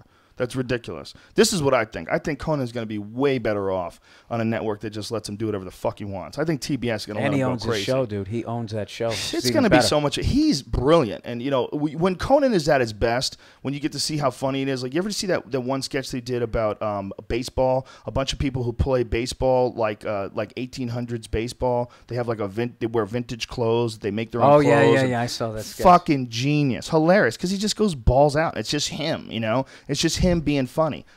I guarantee you they fucked with him too much when they switched him over to 11 o'clock. They probably cut all the meat and anything controversial out of his monologues or out of his sketches. They probably stopped him from doing a lot of shit. Yeah, and he said when he left, "Don't feel bad for me." And people are still saying that he's whining, which I don't get. I mean, he did jokes about it in his monologue. But what the fuck are you supposed to do? Yeah. Is just sitting there talking about maybe you're going to get replaced. You're supposed to go out there and be like, "Hey, did you see the earthquake in Haiti?" It was funny when they had a car. I think it was a Bugatti, $1 million car, and they played the Rolling Stones, Get No Satisfaction, and there was a sketch just to spend money. Oh, yeah, I saw that. Yeah. Which I'm sure is bullshit. It is bullshit, yeah. But it's still pretty funny. Yeah. It's pretty funny that he did it like that. Speaking of that, I was watching one of those car auctions yesterday, and I'm just sitting there looking at all these awesome old cars that I would love to own. And as the price kept going up and up and up on some fucking like Ferrari, it just was I started to resent the people in the crowd. Like, are these the bankers? Is this what they did with the trillion? Who the fuck has the money? There was some, if you can bring it up for your listeners, there's a fucking car in 1958 that BMW made. It was designed by a guy who actually was in refrigerating or whatever. Literally, the front of the car fucking opens up like a refrigerator, and you walk out the front, and there's one back door. It's like a mini car. A 1950, I think it's a BMW 600 or 300. There it is. Bring that thing up, okay? What the fuck? It's a hunk of shit. It's the Isetta, Isetta, 1957. Oh, I've seen that before. I've seen one of those. Looks like a little Mini Cooper. Yeah, it looks just like it. There's one in this European car magazine. Spin around so you can see it. So basically, look, it's got one wiper in the front. It's a 5-year-old could get licensed to drive the thing. So this guy paid like $11,000 for it. He's like, I'm hoping to get 30. Yeah, but I got 35. I got 35. I got 40. The fucking thing went for $67,500. $67,000 for that? $67,500 for that hunk of shit. Guys like Jay Leno, those car collector dudes, they like to have like old cars, like rare old cars. That but I don't mind. Jay's money's clean. He did stand up. He's doing that. I'm talking about these other fucking guys. It's like, if you're not famous. How do you know who's in the audience, where they got their money from? Dude, what, are they all invented PlayStation? Maybe they own farms. They sell LCD electronics. Who knows? That's what I'm saying. Well, let me ask you, what do these fucking bankers spend all that money on? Dude, they took $1 trillion. Where did it go? They're at the fucking car auctions. The amazing thing about that whole banker thing, the whole bailout, was that those guys still wanted bonuses. They still wanted bonuses, even though their bank failed and the government had to give them billions of dollars. They're like, dude, it goes beyond that. They got the fucking houses. They got the bailout money. They kept it. Then they're fucking guys like me, $28 a month. Our records only go back 4 months. And they kept the money, and they got the fucking houses back to do it again. They're going to do it again. Cunts. I swear they should get the death penalty. You touch a kid, you fuck with an animal, or you make old people eat dog food for the last 15 years of their life when they thought they were going to live in their houseboat of their dreams. You should be fucking murdered. Publicly. Bernie Madoff, dead? Just kill him? Bernie Madoff is a lightweight. He's a lightweight? Fucked over 50 billion? That's nothing? But he only fucked over 6 people. These guys fucked over a whole country. It's 6. Bernie Look Madoff. it up. It's on Wikipedia. I'm kidding. No, Bernie Madoff is the sacrificial lamb. That guy should be killed too. But he was the guy. Like, the funny thing is people look at Bernie Madoff and they look like they took down one of the bankers. Right. He's not a banker. He was like a fucking an investment banker. Yeah. Don't know what I'm talking about. He was like one of those private guys. Like, Joe, I know what to do with your fucking money. Yes. He didn't have like an ATM that you could use. He was one of those guys, the Smith Barney guys, right? He fucked a lot of important people. I'm stupid. Well, he fucked a bunch of people that should have known better. You know, there was a lot of people that were in the business. That's how when I just like that. He Fucked other rich people. Yeah, they fucked most rich, but he fucked also a bunch of different Jewish groups that had charities. He fucked charities over. He fucked a lot of people over. But he was fucking over people that were in the whole the industry, the financial industry. So they should have known what he was doing was fucked up, and they still were like, but look at the returns. And so they just dove in, even though like none of it made sense. There was people that were calling for an investigation into his firm like years and years ago, and they ignored it. They just kept going. The guy was the fucking head of the FCC at one point in time, or what is it? The New York Stock Exchange. What was he? The head of NASDAQ? Was it NASDAQ he was the head of? I don't know. Yeah, I think he was the head of NASDAQ, and not FCC. He's the head of NASDAQ. And this fucking guy goes on to be the biggest Ponzi scheme mastermind in the history of the country. I mean, that's pretty incredible. A guy that, like, worked in the system. He must have known that it's impossible to figure it out. Like, I never paid attention. Like, I look at the stock market, and I see all those numbers going back and forth, and I'm always like, what the fuck is all that? What does that even mean? You know, somebody knows. It's a crap table, dude. You know, it seems like it's all bullshit, but look, obviously, there's this Alan Greenspan guy. He seems very bright. He's got everything under wraps. Someone knows. Until this whole financial collapse came along, and this Bernie Madoff thing came along, I was like, oh, they don't even know. Nobody even knows. Nobody knows how this thing works. It's a belief system. That's crazy. You have to believe that. Like, I started reading. Well, it's a belief system because a lot of it's based on confidence. I started reading up on it, and I started, you know, as I always do, I read a little bit, and then I start pontificating, and then 2 follow-up questions, and my whole argument falls on the ground. But after reading a little bit more, I read that book, The Case Against the Fed, and I stopped talking to people about it because it's like if I really start informing people and everybody knows, this whole thing is going to fucking collapse. So I just became part of the lie. So now I'm display dome. Yeah, no, it's all coins. set. I like people going, put your money in the bank, it's safe. It's insured. Up to 200, really? And you're going to go with insurance companies? The only people fucking more corrupt? Yeah, it's insured until it isn't. The craziest thing is when you go to New York and Times Square and you see that one building that has the national debt and how it's accumulating and it's just spinning. They had to add an extra fucking zero to it recently. They humming around. They had we hit a point. The legal amount of debt we're allowed to have, so we didn't know what the fuck to do. So they had a quick meeting, and then they just doubled it. They just doubled it. Like, there you go. Okay, so now it's not a problem. No, we're only halfway there now. So, yeah, dude, I gotta admit, like, there's a lot of terrifying things about living out here in Los Angeles, living in a city that is in a bankrupt state with doesn't really have a water supply technically. You live in a fucking desert. Yeah. The property is like really overrun, and all that crazy drug cartel shit. I mean, is essentially right there. Couple geographically, it's right down the fucking street. 2 hours drive. It's like if you're living in Afghanistan and the war is 2 hours away, you'd be like, "Wow, we're pretty close to this shit." Yeah. You know what I'm saying? If we could take a road trip, you want to go to the war today? Yeah, literally. Especially when you're in San Diego. Whenever I'm down in San Diego, you're fucking half an hour from Tijuana. It's unsettling. And those something. This is something. I wish there was a Mexican comedian here right now. I really wish there was because this it's called Willie Barcena. Because this one I've always wondered is why they got so offended by that sign that has the running Mexicans. The running family across the street. Right. Why is that offensive? We don't want to run over you. People are embarrassed because they're embarrassed by the idea that Mexicans have to get into this country that way. And I get it. It's embarrassing, and it's not realistic because there's only 3 people in the family. It's embarrassing, man. The whole idea about Mexico being that close, it's got to be embarrassing. There's no other place in the world that I know of where there's a first world country connected to a third world country. Yeah, but what the fuck is the solution? See, if you open the borders and you let people go everywhere, like I said, this is not going to last. No, you can't.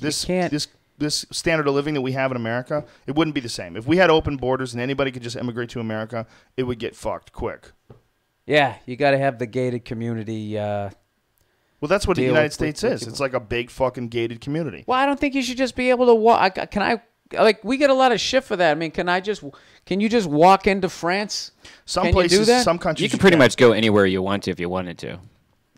Well, I'm saying legally. Can I just start living in France? I don't know. I think you know could there's go some there. countries that are really. No, hard. I know I can go there and visit and get fucking. Dude, actually that's one of my things I really want to do is I would love to become fluent in be able to speak French and then go over there and act as the ignorant American just to hear the shit that they're saying and just act as dumb as I possibly. My ex. Hey, where's the Eiffel Tower? Ain't that big? Mona Lisa's sitting there all expressionless. My ex. Big fucking whoop. Blonde hair. My ex, just blonde hair girl, but could speak Spanish. So it was great. She would have her own fun just going in, you know, and like listening to people talk about her when she walked by and stuff.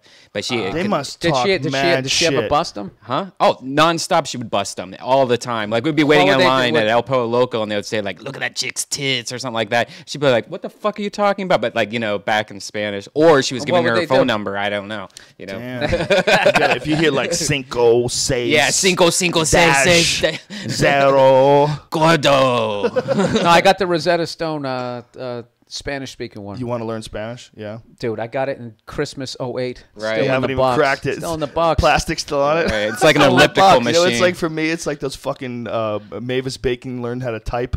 I buy those fucking things every couple of years. Oh, they got a new learn how to type program. Eventually, I'm going to learn how to type. I type quick, but I use fucking 3 fingers. I use like these 2 and this 1. And I'll go every now and then I'll throw this motherfucker in the mix. Maybe 3 fingers in this hand. And I would kind of move to 2 on this hand. So I don't use the whole. Like a burn victim. Yeah, like a lobster claw thing going. I type like I've had my hand smashed with hammers. But I always say I'm gonna eventually get that fucking Mavis Bacon. I'm gonna get on it, dude. You'll be like I'm really surprised at some of the shit that I've finally. Like the only thing I ever worked on was being a comedian because I thought it was going to solve all my problems. People are going to see me on stage. He's funny, and everybody's going to stop fucking with me, and everything was going to work out. And then what ended up happening is the only thing I was remotely decent at was being a comedian. So I finally learned how to start fixing shit. Like what kind of shit? I fixed my toilet in New York. I got a tenant back there, and he was bitching about something. We got this fucking awful landlord. He always comes in, I swear to God, with like used parts from other apartments and they never work. So I just looked in the back. Like I was just picturing how dumb he looks, yet he knows how to do it. So I don't know what I did. I went on YouTube. I watched a couple of videos. It's a toilet. It's basic. And I just sort of figured shit out. And I listened. I flushed it. I looked. And I figured out what the flapper. It's a fucking $8 flapper.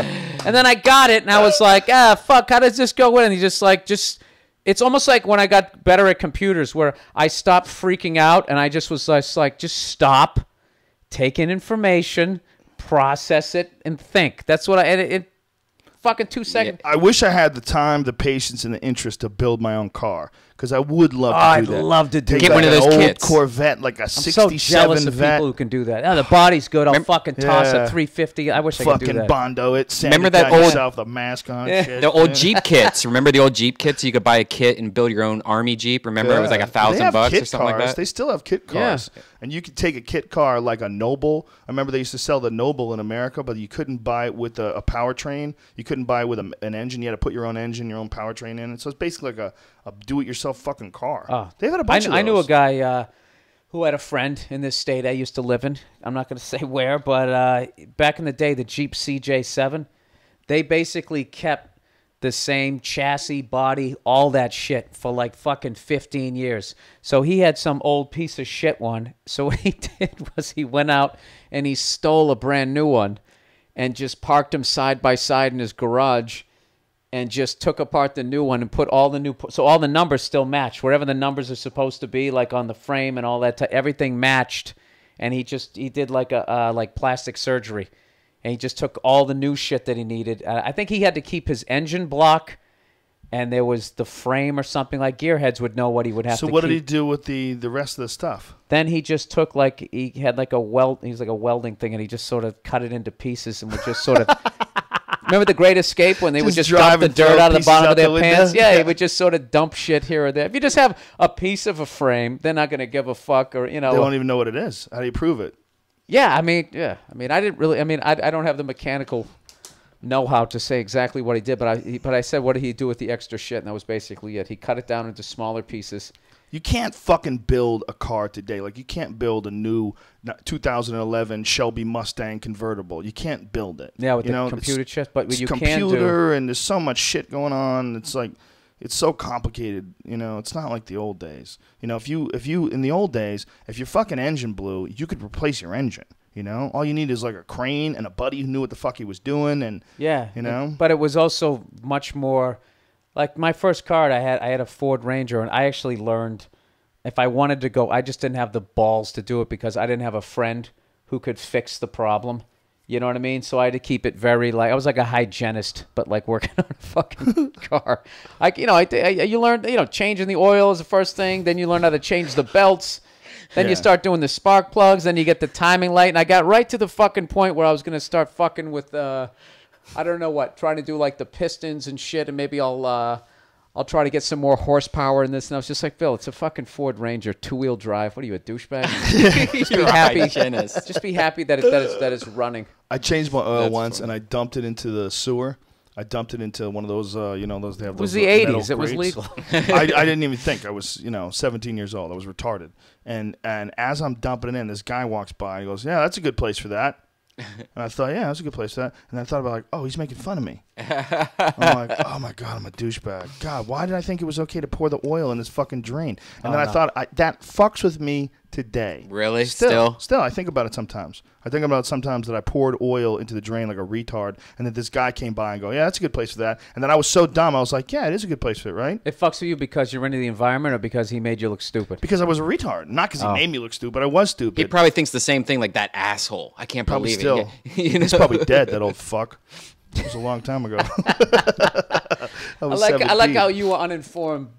Because you're uninformed, he becomes an old fuck. It's only an old fuck. Fuck you piece of shit. Makes it funnier. Do you know there's so many weird things like that? Yeah, like, I can't say that, gentleman. He's probably passed away. There's so many weird things like that you're not allowed to dispose of like that too. Well, like things like monitors. Into the water, man. It gets into the ocean. Yeah, but the crazy thing, there's oil. That the oil that I put in is nothing compared to what's on the fucking road every day. I mean, everybody's leaking oil. You're driving up and down the street. It rains. It goes in the gutter. It goes right into the ocean. Justify it any way you have to. Oh, I don't justify it. I told you. I'm ashamed to this day. One time I was fishing. I used to dump it in the woods. Really? I didn't know it because I didn't That's know. probably not as bad as putting it in the river.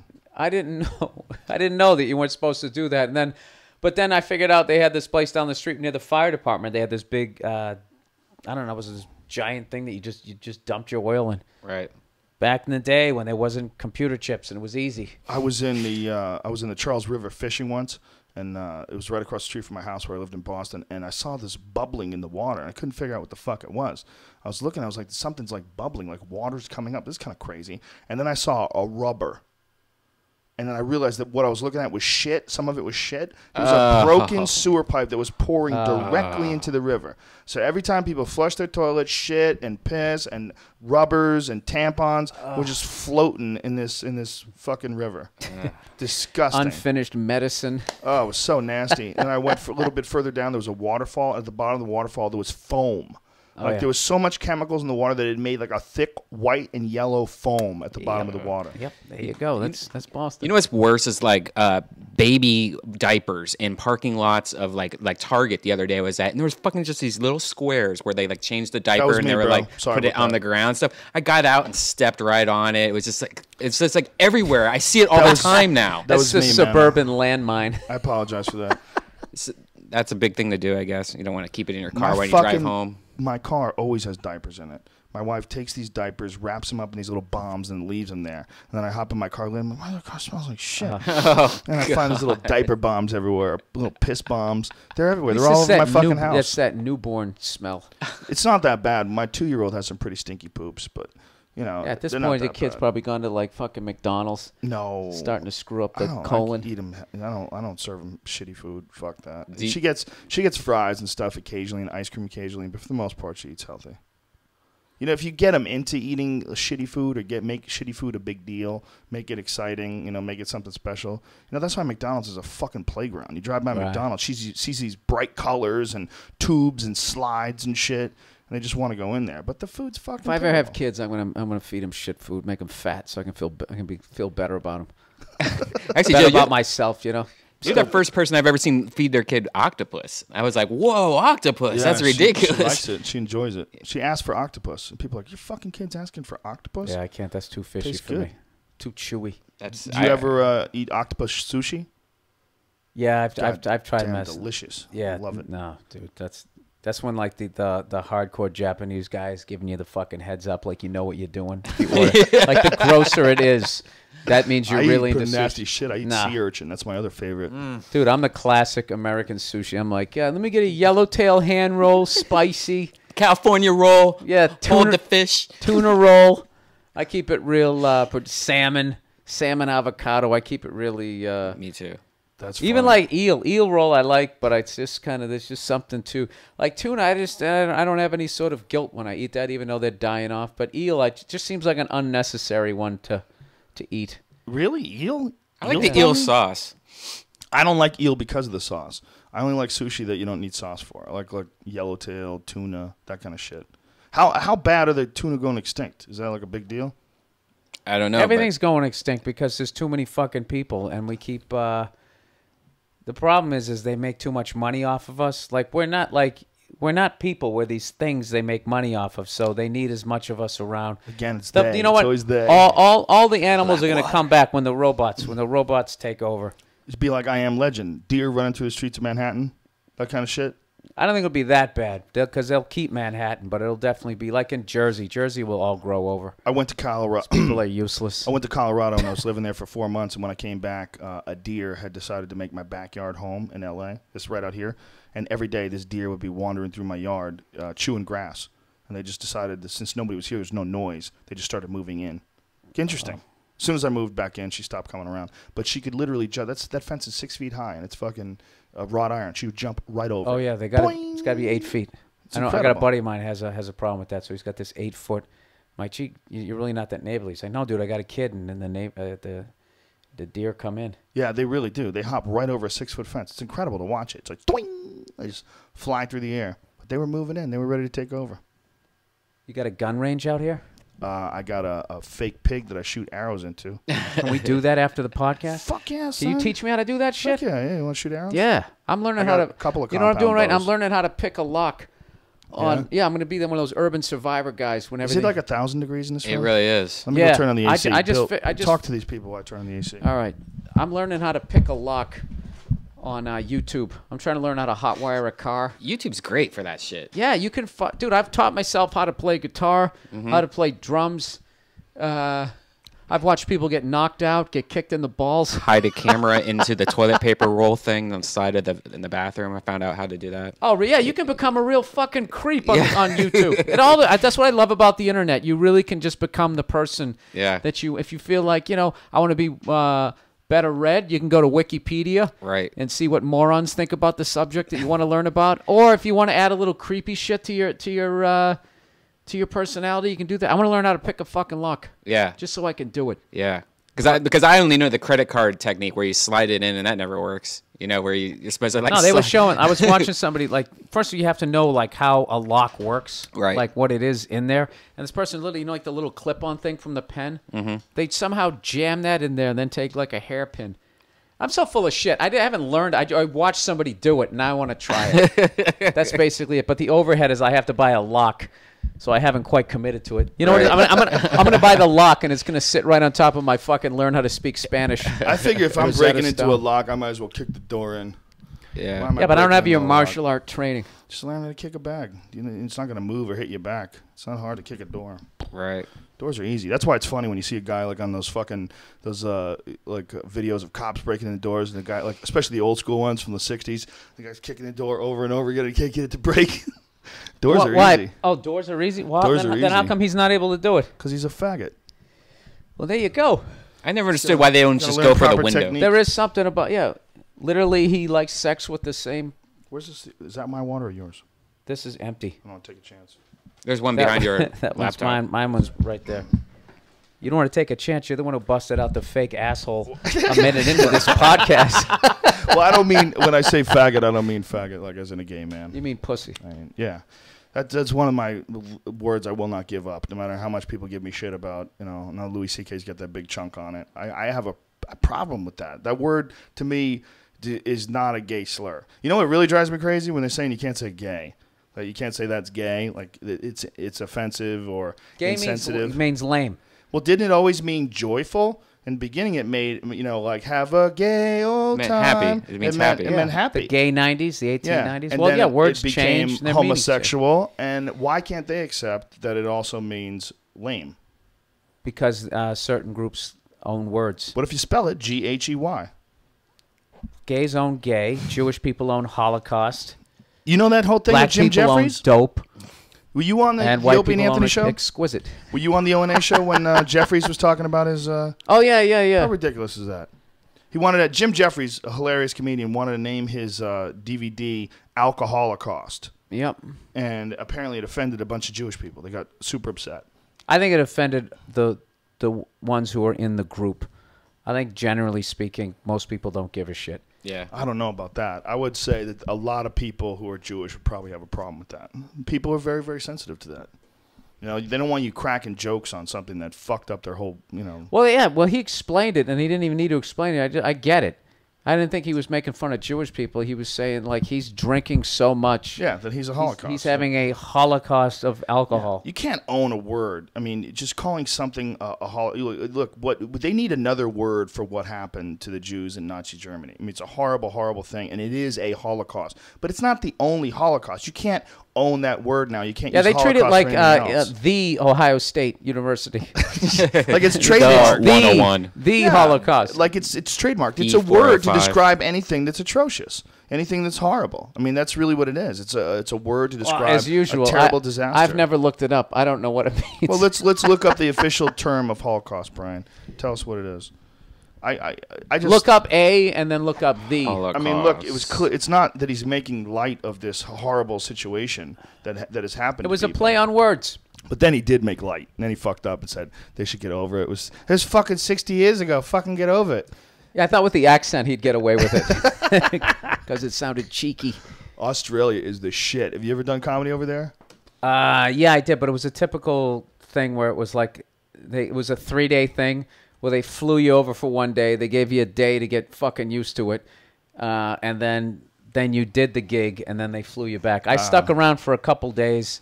That's kind of how I was in Sydney. I was only in Sydney for a couple days, but I did a gig up there. I wanted to see all those fucking snakes over there. We saw the kangaroos. You know there's kangaroos that kill people all the time? There's these big giant fucking kangaroos called gray kangaroos, and they tell you if you run into gray kangaroos, you better leave. Just get the fuck away from them. They're super aggressive, and they're really big. They're fucking 300 What do pound they do? kangaroos. They do like in they kick you in the stomach and fucking gore like you. Bugs Bunny. They lean back on their tail and do that. They do lean back on their tail and attack you, but they have claws, man. They'll rip your fucking stomach apart. They'll fuck you up. Dude, when they get inside, I've watched enough UFC. That fucking Good? elbow. You got to clinch. Right. It's the most important thing. Got to get that clinch. You got to no space between you and them. You got to take the kangaroo to the ground. They got a great stand-up game. They bounce right back to their feet, bro. Don't even try. But their fucking arms are too small to grapple. If you get the go, underhooks, you got to get the underhooks. But you got to go Randy Couture style. We just press them up against a tree and work them over with knees. Hey, does racking balls work on animals? Racking balls? Yeah, like if you rack a dog's balls, do they like go ooh at all? Or are we the only ones? I think it hurts them, but I think when an animal gets into that state where they're attacking and trying to kill you, they don't think about pain the way people do. You know, I've seen dogs fight with each other, and they're wagging their tail like happy. Meanwhile, they're ripping each other's faces apart. Especially pit bulls. You know, pit bulls they don't like seem to experience any pain when they fight. They seem to just do it and then think about the pain later. Like they block it out somehow. I would not count on kicking a dog in the balls. If a dog is attacking you, your best move is to choke it unconscious. I wonder if there's videos of monkeys getting racked. You know, monkeys, I'm sure it would suck. They know it. They know it sucks because when they attack people, when chimps attack people, they go for your balls. That's one of the number one things they do. They try to eat your genitalia. Yeah, they rip your balls off and then usually twist your foot off too. Yeah, but you take your fingers off. They bite people's fingers off. They go for your balls to try to blind you. They try to take away everything that makes you human, all your valuable assets. Your ability to control things, your ability to use your dick. I hate monkeys. Really? Something about them. I don't like them. Chimps are scary as fuck. I don't mind chimps. I don't mind gorillas, but those little fucking baby ones throwing shit at you, spider monkeys. I just don't fucking like them. I think it's from Indiana Jones because that monkey was a dick, and ever since then I've hated small monkeys. They're always dicks. The organ grinder guy from back when I was a kid down in Faneuil Hall. They were always, granted, they had to wear that stupid bellboy outfit, so they probably weren't in a good mood, but they were always creepy. Yeah. I grew up with a monkey. Not my monkey, but my grandmother's monkey. Your grandmother had a monkey? My grandmother had a monkey named Chi-Chi, and Chi-Chi lived in the attic. And you couldn't have Chi-Chi around people because Chi-Chi would bite you. Whoa. And Chi-Chi would chew gum. She would give Chi-Chi gum, and he would unwrap the gum and put it in his mouth. But he only liked my grandmother, didn't trust anybody else. And if anybody got near him, Chi-Chi would attack you. Yep. Wow. Bite you. When I was in Costa Rica, I had a monkey. My grandmother was fucking crazy. A monkey jumped on my back. It was like the monkey that they had in the area, okay, in the compound where I was staying. Jumped on my back, hooked its tail around my neck, and so now it's hanging. It's inverted, hanging upside down. Went right in my pocket, took my hotel keys, and then went up the tree in like 2 seconds. And I'm literally standing there like, did that just fucking happen? Are you serious? So now I'm sitting there, and I got some fucking, I don't know, some sort of Costa Rican Kiwi trying to get this fucking monkey to come down. I forget it. I remember I fucking, my human brain outdid his monkey brain, and I got it back. And the thing, and I did a quick switcheroo, and I ran because it was on a chain, and I was able to just get away. And the thing was so pissed as I was running away, I just heard it go, ah! It just fucking screamed at me, pissed. And I was like, get mad. I was like, yeah, there you go, you fucker. Well, that's what happens in India. They steal things from people, and then they want you to give them food back. You give them food, and they give you whatever they took from you. Yeah, they like make deals with people. Do they kill? Oh, they kill animals over there. They've killed people. Oh, they're into cows. The mayor of one of the towns in India got killed by monkeys recently, like within the last couple of years. They fucking swarmed his ass, just jacked him.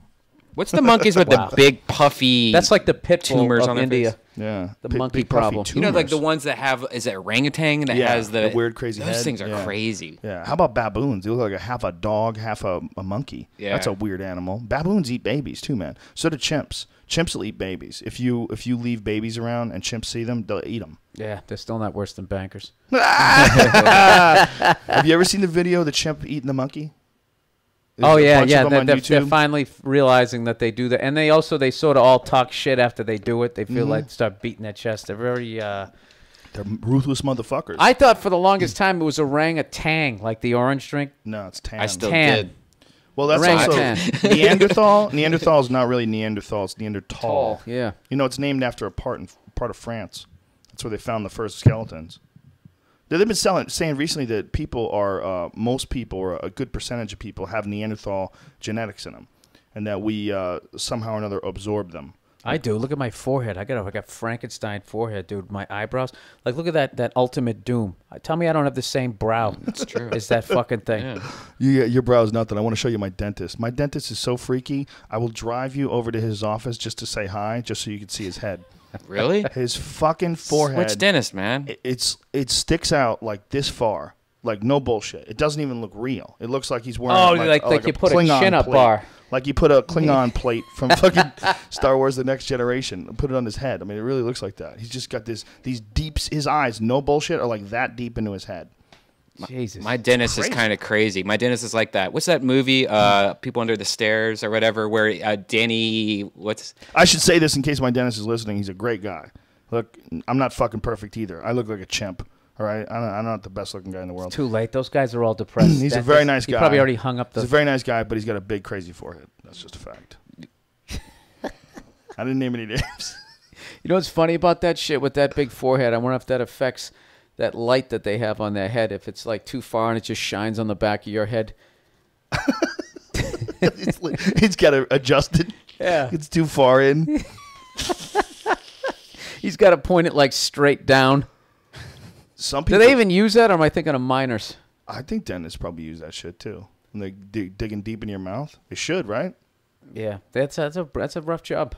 My dentist hypnotizes me. There's a part where they check for cancer. I don't know if your dentists do that, where they go, okay, so this is where your so-and-so gland your is. dentist is down broke. Does your dentist stick his fingers in your mouth and then you start sucking his fingers?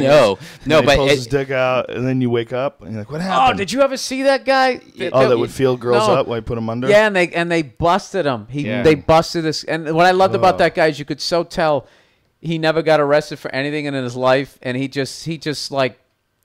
saw it in his whole body. He was just like, okay, like the girl was under, right? And she kept waking up feeling like her bra wasn't right the way it should have been.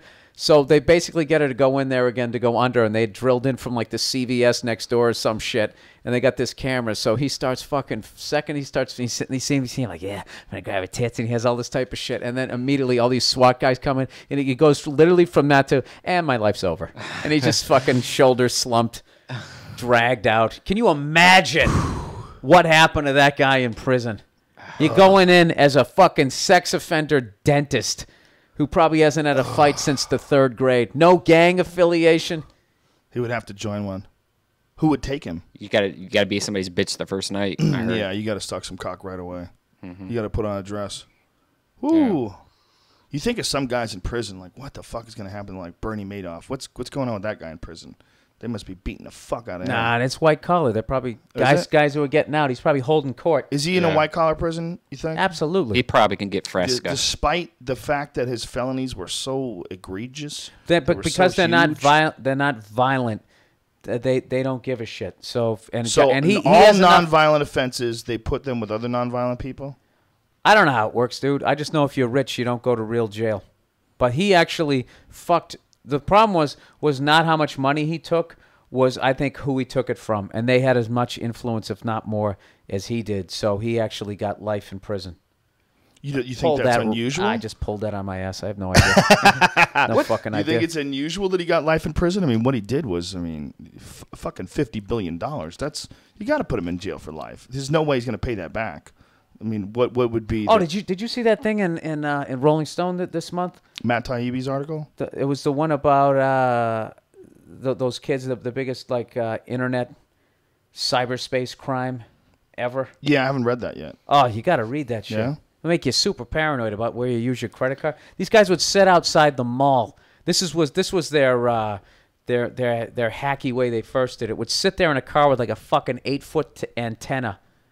And they somehow tap in to whatever that shit in the fucking air is, whether that computer shit, the satellite thing. We're back to that. Right. And as you use the credit cards, they would break into the system or something. I don't know what I can't even explain it. I'm too fucking dumb. But it's even for a guy like me, it was fascinating. So there was some sort of a wireless transmission of your credit card information. You're in there, right, buying a thermal. Okay. All right.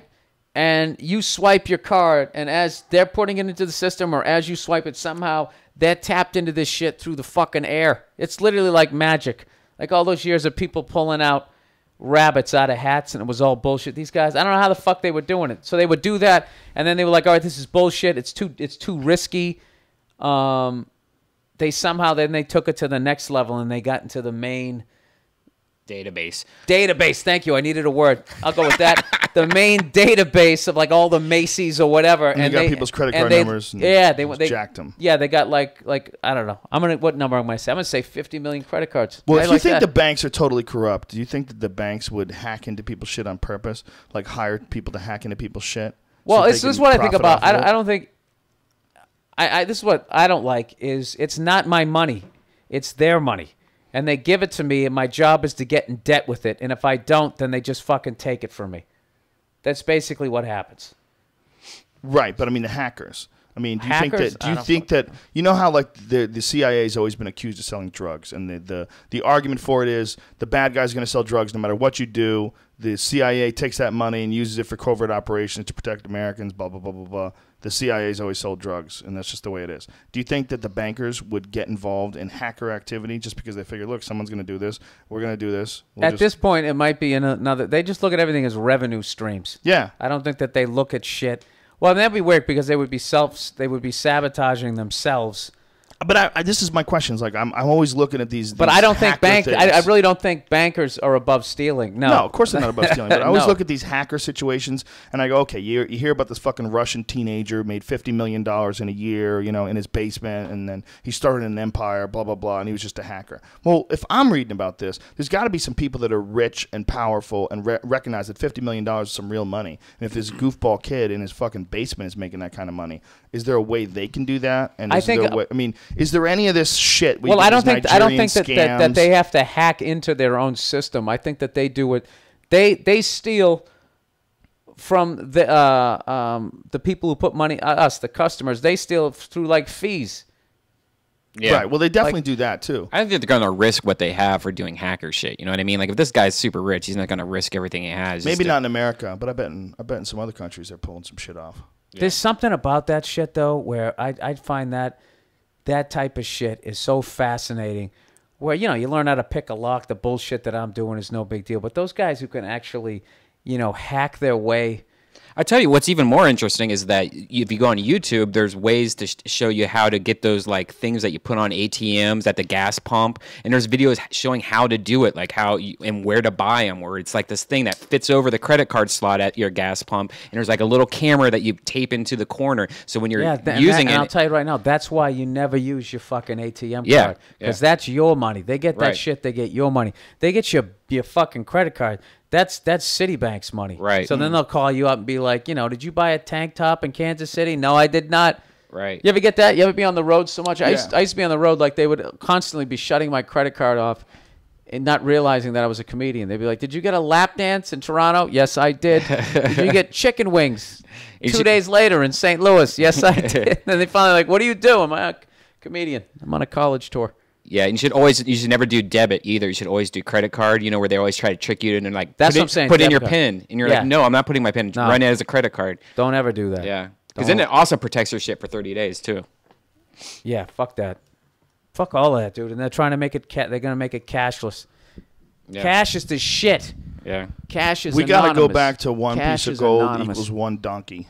That's what we got to go back to. And you fucking bite a piece of it off to get some potato skin. You got to get something for something. Your money has to represent something. The problem is our money doesn't actually represent anything. It's just an idea. It's just confidence. We have confidence that $100 is worth $100, but it doesn't represent $100 is worth of gold that's sitting in a vault somewhere. Why can't we just keep that confidence? I'm all right with it.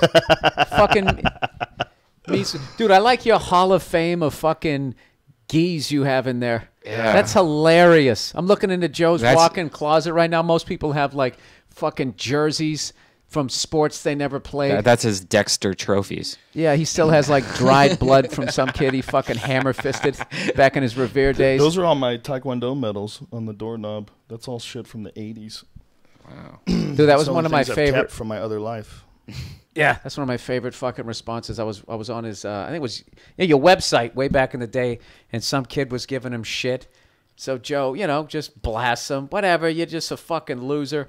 And then the kid writes, "Oh, what do you mean I'm a fucking loser?" He goes, "I'm only 20 years old." Blah blah blah blah. What were you doing at 20? And Joe's like, "I was a national champion in Taekwondo. Yeah. You fucking loser."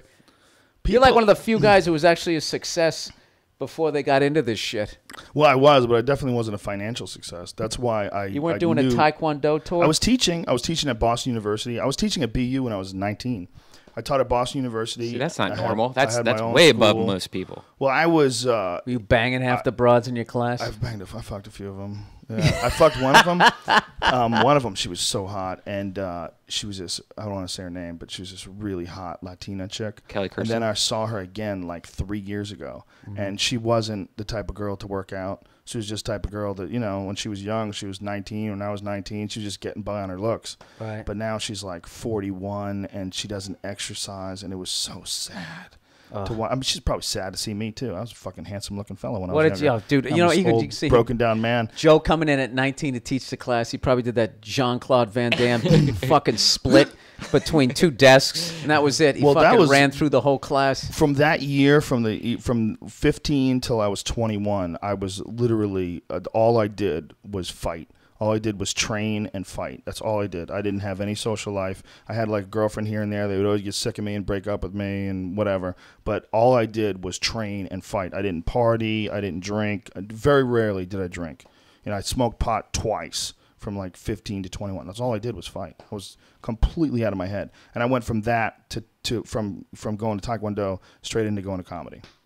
Kickboxing. I had three kickboxing fights, and then I went right into comedy because I knew I was going nowhere. So there's no money in it. Was your opening like stand up? Was it about like fighting or anything? No, I never talked. Was about it really intense? Was like, hello, This is my comedy. No, I tried to do it. I figure you got to talk about your life. No, I never talked about that. There's no one wants to think that some fucking guy's a martial arts champion. And that's the thing, because he was actually good at it. Like this, you got to have like low self-esteem. Yeah. Right. You could say, if you could say, I fought in a Taekwondo tournament once, and I fought on Friday, and when I finally woke up on Tuesday, after some guy kicked me in the fucking head. Yeah, so now I'm doing comedy. Yeah, everybody would like that. You can't say that, I fucking kicked this dude in the head and knocked him into a coma. That's not funny. Dude, but I remember when I started out, though, there was like, because all those headliners didn't leave, we were like, how the fuck do you end up headlining? And we were looking at the only guys who kind of busted through.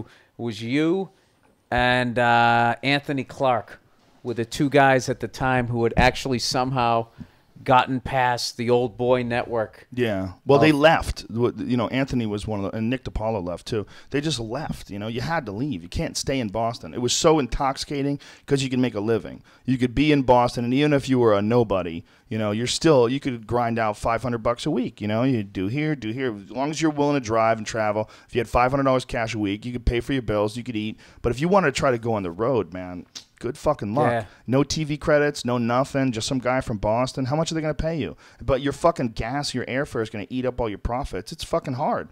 What do you think now? Because I just went back to Boston. Have you been back there lately? Yeah. It's sad. There's nothing going on there now. The Comedy Connection's a theater now. It's that big Wilbur Theater. Right. Comedy Connection used to be 150 seats. That badass little room. And now it's, No, but they reopened that right up the street. The old Charles Street Playhouse. Yeah? What's it now? It's another comedy club? What's it called? I can't remember. There's a small one in Faneuil Hall called Motley's. I did that. Is that Tim McKenzie's place?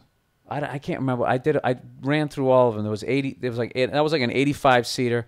I did Dick Doherty's Comedy Vault. When I put together basically polished up my first 5 minutes of material ever. So I always go down there. The Vault. I did the Vault. Oh yeah, dude, I fucking love that place. And this is the thing, hasn't changed. I remember when that place started. This is how fucking old I am now, and now they just like celebrated. Tim McIntyre. Did I say Tim McKenzie? I'm sorry if he's listening. Tim McIntyre. I think it started in '93. Yeah, the Vault? I was a year in. The Vault's earlier than that, son. No. The Vault, Dick Doherty's Comedy Vault. Let me tell you something. That shit was around in the '80s. All right, because in '88 when I was around, the Dick Doherty Comedy Vault was around. Dick Doherty's at Comedy Remington's? Vault. Yeah, that fucking bank. It's like a bank. Wow. It's a vault. I thought Spike Tobin was the first guy who opened that shit up. Might have reopened it. Okay, that's what it might have went under and they brought it back. But Dick Doherty's Comedy Vault was a staple back when I was living there, and I moved out of Boston in like '92. Yeah, you were gone before. Right when I started, you were already gone. Yeah, where the fuck was I working at? I think I was first time I saw you at the Kowloon. Oh, that place. That was a good place. Yeah, that Chinese place. food. Chinese food and comedy still exists. Chinese food and comedy is a weird combination that exists in Boston. Like the biggest, the most famous historical comedy club in Boston was the Ding Ho. It was a Chinese restaurant that they had comedy out of. And now the only place that exists is that place that Rick Jenkins runs. He runs a place in Cambridge. Yeah, and that's another.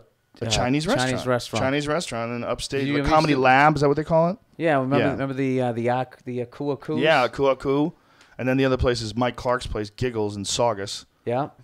But there's more work in Boston, or at least there was, like just little road gigs, an hour drive here, hour drive there.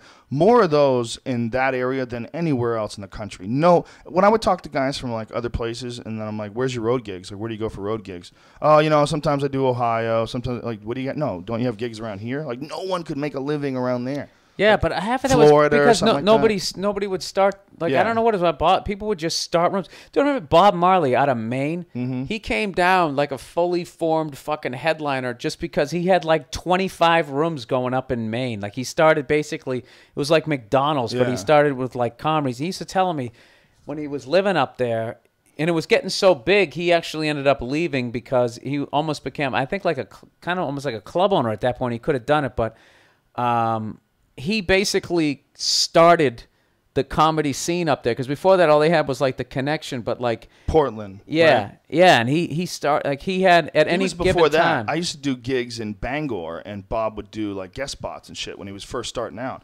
Bob, I don't know if you know how famous he is in Maine. Do you know? Oh yeah, no, he's like. If you don't know who Bob Marley is, very funny guy, very nice guy. I've known him for fucking 20+ years. Always been just a great guy. But when he first started out, there was like. This is like, he probably started on 89 or 90. There's no one known for being from Maine. There's no like one Maine comic that stands out. But Bob Marley in anywhere else in the country is like, people might have heard of him. You might have heard him on XM radio. You might have seen him on Comedy Central or something. In Maine, that motherfucker is huge. Oh, yeah. There's probably no comparison. It's like Gilbert Iglesias. Or Gabriel Iglesias in L.A. is giant. Gabriel Iglesias does shows in L.A. Well, he'll do like 5 shows on a Monday night, like something fucking nutty, and sell out every one like days and days in advance. Right. That's how he is. Nobody else is like that. Yeah, no, he used to go. I remember he used to tell me he'd be in L.A. auditioning, and then every year, right as the holidays came around, he would make like 10 times what I made on the road in that month. Yeah. Just probably shouldn't be talking about his money, but yeah, he would just go up there and do parties, and then he'd do the New Year's thing. And dude, this one we were like eight years in. He would do like a 1,500, 2,000 seater, and he'd be doing like adding shows and shit. Yeah, and doing all this Maine material. So much Maine. Like I was listening to him on the radio the other day. It was on XM radio. I was doing all these Maine jokes, and he was doing them in Maine. They were going crazy. They were fucking going. No, nuts and for he it. also, dude, he has like a box set. That's how many albums this dude has put out. He's put out like 16 albums. 14 albums. Fucking unbelievable. That's incredible. The amount hours. 14 hours of fucking material. Have you ever heard of anybody else who's done that? Have you ever heard of anybody else who just nailed it in one area like that? No, there's a couple. Wait, who's the guy Nobody like that though. Not like that, but wasn't there a? I always hear of those guys when you be down south. Killer Bees, remember her? Killer Bees guys, and then there was 1 or 2 other guys who south of the Mason-Dixon line, would just absolutely, if you just put their name up, they would sell like 1,000 tickets. A few of those guys, but I don't think there's any one guy that's got a state nailed like Bob Marley does, and he created it. Yeah, but it's a state that's proud to be that state too. That's a part of the whole key to it. He's actually from Maine, and the people in Maine are proud to be from Maine. It's like somebody's getting an idea. There's a comedian right now in like South Dakota. Trying to put it together. Be like, dude, I could run this fucking town, state, whatever the hell I'm trying to say. Dude, does anybody give a fuck about being from South Dakota though? The thing about being from Maine, right there. That's who gave a fuck about being from Maine. A lot of Maine people. You ever talk shit about Maine people in Maine? Yeah, but people in South Dakota, they give a fuck about being there. Not as much as Maine. I've done gigs in Maine. I was in North Dakota, and they were all right when Fargo came out. I was like, we don't talk like that. That's fucking bullshit. Whoa. It's like, well, you think we talk like Cliff Clavin on Cheers? We don't. A lot of us do. Kind of do. Boston people? No, he fucked that accent up. He would go, hey there. He'd go, hey there, Nami. It's Norm. It's not Nam. Yeah. Everything was park the car, so they put an A. All you do is take the R out. Instead of Norm, yeah, it wasn't Norm. A good Boston accent. Am I really picking him apart? You got to get someone 5 years after from Boston. Poor Norm. Did you hear he went on the Opie and Anthony show, and apparently they fucking kicked him off? Like, really? Yeah, he's he's got some beer book he's putting out now. George Wendt, right? Right. No, not George. No, I'm thinking the other guy. George Wendt was the mailman. Norm. Right. And the mailman was Cliff. The beer guy. If someone was going to put out a beer book, it would have been Norm. It would have been George Wendt. Yeah, well, George Wendt was on the Opie and Anthony show, and I don't know what happened, but it was very unenthusiastic, and they wound up kicking him out. Oh, because he was unenthusiastic. I don't know what happened. I'm as informed as you are about the economy.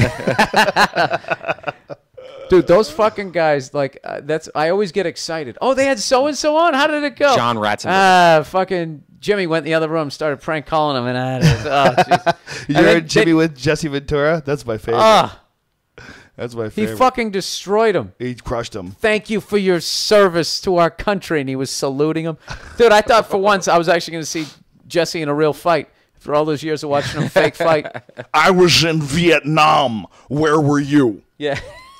It's got to be one of those weird fucking stupid bullying things where Norton hates it when someone tries to bully him, when someone just demands respect without fucking proving your point. Prove your fucking point. And he gets crazy and just chewed him up. I thought it was awesome. Oh, it was hilarious. It was the combination of awesome and then also he was beating him so bad. I felt bad for Jesse. I was like, Jesse, tap out. Well, Jesse's Walk got this. away. Kinda did. He's got the, yeah, he did. He left. It was so stupid. He's got this weird conspiracy. Oh, and Jimmy was angle. going, oh, so you fucking leave? So you're going to fucking leave? And he's leaving. And it's just awesome. like, oh, God, Jesse. It looked ugly at the end, though, like he was thinking about doing something, like throwing something at him or yelling at him. Oh, I was so hoping because he Kenny couldn't, was right there, and I yeah. always wanted to see Kenny in action. You know, he would just go old school dirty cop on him. Probably. Well, you know, Jesse's got bad hips. Jesse's another one of those wrestlers that had hip replacement surgery. A lot of them have their hips replaced. Dude, you know Hulk is like 3 inches shorter? Wow. From all those years of jumping up He's and had a landing bunch on of his spine ass. operations. Yeah, right? because when I saw him, I was like, this guy's not that tall, but his fucking arms were hanging down below his knees. Like, this guy looks like a fucking gorilla. And then I read in his well, I don't know where the fuck I saw it. It said he used to be 6'7", and now he's 6'4". Whoa. There's a huge difference. 6'4" is like, you know, he used to play college ball. 6'7" is, you know, That's are you 3 inches famous? off of his spine. I wonder how many he's got fused. A lot of guys get their shit fused, man. That's a big thing in MMA right now. Tito Ortiz just had his neck vertebrae fused, and there's a bunch of guys who've had their back fused. Can he Serious fight shit. anymore after that? I don't know. I mean, it really depends on how he recovers, you know. But it's some serious shit. You sure it wasn't just hairspray and heels that you know, or something like that with Hulk Hogan's? No, that guy's had serious back surgery, more than one. Who's the guy that hangs out at the Comedy Store all the time, or he was for a while? That Roddy Piper. Roddy Piper. No, Yeah. he's doing stand-up now. yeah, He's telling yeah. stories. That's so weird. Steve Simone's going on the road with them. Yeah. You know, Steve Simone's you know Steve Simone? Uh-uh. Steve Simone's a comic out of the Comedy Store who's a huge fucking wrestling fan. Huge. Oh, yeah, okay. Yeah, I really know good that guy, I know too. that guy. Really good guy. And he goes on the road with Roddy Piper and he does a little stand-up. Then Roddy tells his stories. Apparently it's a hit. Oh yeah, dude.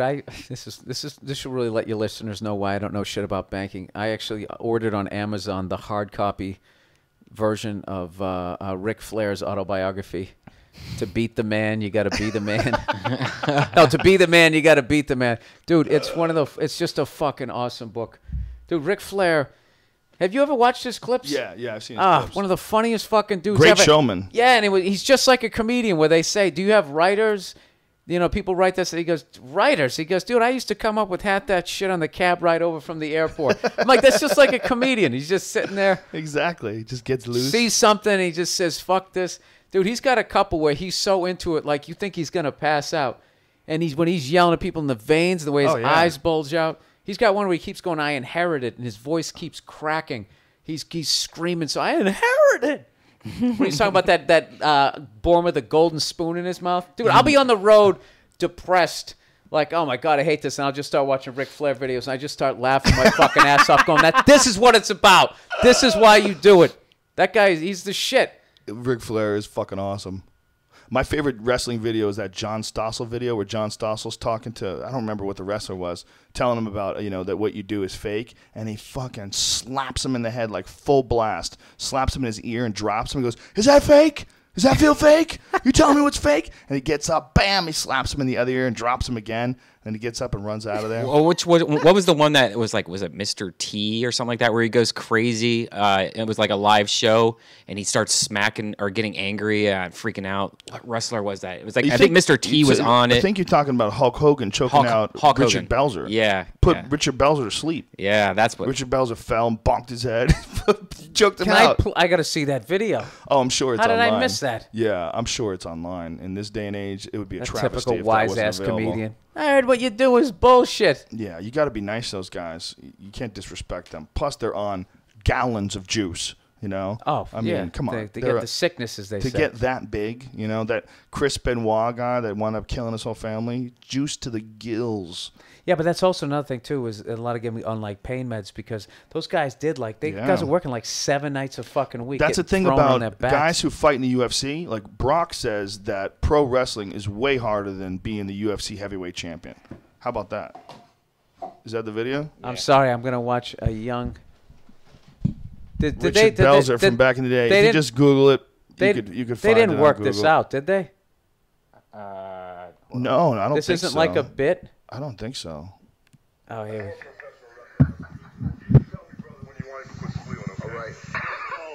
And Hulk Hogan. Oh, he got him in a guillotine. How about it, Steve? Keep him like that for a little while. He put him to sleep. Oh, he went out. Look at that. He's all right. He just sleeping. He's sleeping. Really, I was a sleeper hole. He'll be all right. Yeah, I mean, that's pretty fucked up. I mean, he really was out cold. Wow. That's no bullshit. And he just let him fall like to the ground, like head hits dropped the. his head. I put a guy to sleep on a radio show once. No. He was just fucking around. No. Watch him exit. He wasn't. You see the way he fell, dude? He fell and slammed his head off the ground. He was totally he was trying out cold. He was trying to. Yeah, he's trying to cover for it. Anyway, that's a famous one. In the lead up to that, it was like Hulk Hogan was getting really pissed off at him, like the whole time. Like there was like 7 minutes up to that or 6 minutes up to that. And he was being a smartass and just pissing the Hulk off, like for real. Wow, why would you do that? Even if what they did was really fake. You know, I mean, obviously that that predetermined the victor or stuff. And when somebody fucking slams you down the back, it hurts. Yeah, you got to be conscious of who you're talking to. Yeah, those guys are savages. You know, even though they're not, you know, they might not be actually fighting for a living. They will fuck you. They'll beat the shit out of you if they want to. Like, you better be nice. They live in a wild world too. Wild world of sweaty men that you hoist through the air and slam on their back. You know, their idea of like what's acceptable danger and punishment that you take with your body is not what most people's is. You know, for them, it's like, oh, he just fell asleep. If Belzer was covering, that was pretty good. No, he wasn't covering. He went. I'm saying if he was. No, I think he was because the lead up was. Trust me, that guy went out. That's 100% unconscious. No, that's what we're saying. That's what we're saying. He was covering up that was. Oh yeah. Belzer was covering as a pro at the end. Yeah, definitely. Yeah. Well, he went to sleep, no doubt about it. The way that guy squeezed his 100%. The way his arms go limp. How long does it take? 2 seconds. When a guy puts a guy in a choke, there was a guy I choked out on a radio show. There was this radio show. He was like a PA, and they had him do little stunts and stuff. And if he couldn't do it, then they would punish him. You know, there was like this gag they used to do. It was in Boston. So they had this dude dress up as a cow, and he had to fucking try to jump over a chair on rollerblades. And he couldn't make it over the chair. He falls and crashes. Rough business. And they get him upstairs, and they go, okay, now you know your punishment is going to be Joe Rogan has to choke you unconscious. I go, what? And he goes, okay, I'll do it. I go, you sure about this? And he goes, yeah. I go, you're sure? And he goes, yeah. I go, all right. So I go, if when you can't take it, just tap out. And I lock the choke on him, squeeze on, and he goes to tap, and he's already unconscious. And I let him go, thinking that he tapped, and he falls and fucking face plants on the carpet. He bonks his head off the carpet. He only fell a couple inches, but he was unconscious immediately. If you just let someone squeeze your neck, he'd go out pretty quick. Do you know that became the thing to do for like maybe like a week and a half when I was in 7th grade? We didn't understand what we were doing, but somebody came up with it. Choking? No, what you do is you would just basically grab 2 handfuls of somebody's neck on each side. Oh my God! You're grabbing their jugular. But the thing about it was grabbing it like this? Yeah, we didn't know what we were doing. God. We didn't know what we were doing. So some people were just grabbing neck muscle. They were back here, but occasionally people would grab them right. Just this dumb shit. Yeah, and the final what happened was someone did it correctly, and the dude did the same thing. He fell straight forward, and then there was announcements at the end of the day. And there's been a fad around the school to be grabbing your classmates' necks, this whole fucking thing about it's very dangerous. You're depriving oxygen to the temporal lobe and all this fucking bullshit. And it's just basically, could you please stop choking each other? I wonder how many kids today are practicing MMA moves on their friends at school. You know, you watch The Ultimate Fighter or something like that. You see what he got him at Kimura. Let me show you. Give me your arm. Yeah. I mean, dude, the first time I ever threw up my back was in 4th grade. I let this kid put me in the figure 4 leg lock. I swear to God. Because I was also on the belief, well, it's not real, it doesn't hurt, and it was killing me. So I was leaning up to try to take his leg off. It's the first time I felt lower back pain. 4th grade. Wow. So you jacked your back in the 4th grade, and it's been fucking with you ever since? Figure 4 leg lock. Well, it didn't fuck with me until football a few years later, unorganized, of course, because I never had the grades. But that's when it really got bad. But the first back pain I ever had. What do you think about those people that say that back pain is all psychological? You know, that's bullshit. Are you serious? There's people that actually say that? Oh, yeah, the John Sardo guy. Okay, he's got books on it. There's fucking. I think there are a lot of people that have psychological back pain. Oh, absolutely. It but exists. There's a lot of injuries but, too. Yeah, it exists, but it doesn't mean it's all. This guy, like he, I don't know if he says all of them, but I think he attributes a lot of them. He's talking about how people, even if they have injuries, the injuries don't really hurt nearly as much as you think they do. It's all psychosomatic. Mm-hmm. I agree with that. He's basically saying we're a bunch of pussies. Bunch of pussies, and the idea is that the injuries distract you from other stress. And take it. I'm a firm believer of just stretching, yoga, any of that type of shit, because I don't know what happens when you get older, but even just sleeping, the amount more that your tendons or whatever shrivel up. Like, dude, if you ever saw me hobble to the bathroom in the morning, you would think that I played like 5 years of professional ball or so. I don't know what's going on with me. So but if I stretch before I go to bed or something like that, I'm way better. Really? Like my foot is fucking jacked. It's an old injury I had from playing drums, and it's a real hard You got a drum injury? Yeah. You'd be surprised. Some other drummers, when a plantar's fissure, I don't know what the fuck they call it, but it was from, I had poor technique, and I was trying to do this bass drum lick, this thing that John Bonham did in the song Good Times, Bad Times. It's these really quick 16th note triplets. I'm sure you heard that in the fight game. And I had bad technique what I was doing, and I fucked up the arch of it, and it literally felt like, as I was walking down the street, someone was like I was stepping on nails. Wow. And I didn't know what to do. Typical Irish guy. I just thought, well, I'll just fucking stick it in the air for a minute, and it'll be fine. And I toughed, and I finally had to go. You got to like take a bottle of water, freeze it in the fridge, right, and step on it, and then just sit there rolling it on the bottom of your foot, anti-inflammatories. Then you gotta rest it up. So what is the actual injury? Is it a tendon? What is it? I don't fucking know. It's like carpal tunnel for drummers. Yeah. I always stop and think about if I lived like just 100 years ago or even less, I would be useless. My body's been screwed back together so many different times, so many different things. I've had 3 pretty significant knee surgeries, 2 reconstructions, both knees. I've had the ACLs replaced. This one I had my meniscus done. I had my nose fixed. My nose was broken. Who knows how many fucking times. So they had to scoop out all the shit out of my nose and the deviated septum repair. I stop and think about it. Like if modern science wasn't around, modern medicine, I'd be fucked. You'd be an ogre. You'd be living cripple. under a bridge. I'd be a cripple. I wouldn't be able to do anything without fear of my legs giving out and popping out and falling to the ground in agony. And that's just what people did back in the day. I would have been dead. My appendix ruptured in the 6th grade. That would have been it. That would have been a wrap. Wow. I would have been one of those your appendix kids. ruptures? What happens? Your parents just tell you to go take a nap, and they don't believe you for 3 days. And then finally they take you down there, and you almost die. Yeah. Wow. Yeah, I always poison trashed yourself. my parents for that one. They just didn't believe you. No, I don't know. My brother was convinced I was playing baseball, and that's when it happened. I don't even remember. I just kept having like side pain, and then the next day I would feel fine. Then I'd have a fever, and then I would feel fine. And then one day, I guess it just burst. Isn't it crazy that what your appendix is an organ that you don't use anymore because it's used to Is it process an organ? raw meat? Yeah, it's it an was organ for that we've bone. evolved past. It's for bone, breaking down bone. Is your eating intestines raw are an meat. organ? I thought your organ's like a liver, Google that pancreas. shit, son. Google intestines. Find out what the fuck it is. I'm pretty sure that what intestine is, Kidneys. or not intestine, Appendix. appendix rather. What appendix is an organ that we used to use when we process meat. We processed much more raw meat. I thought it was when we ate leaves. I thought it was off bone. of trees.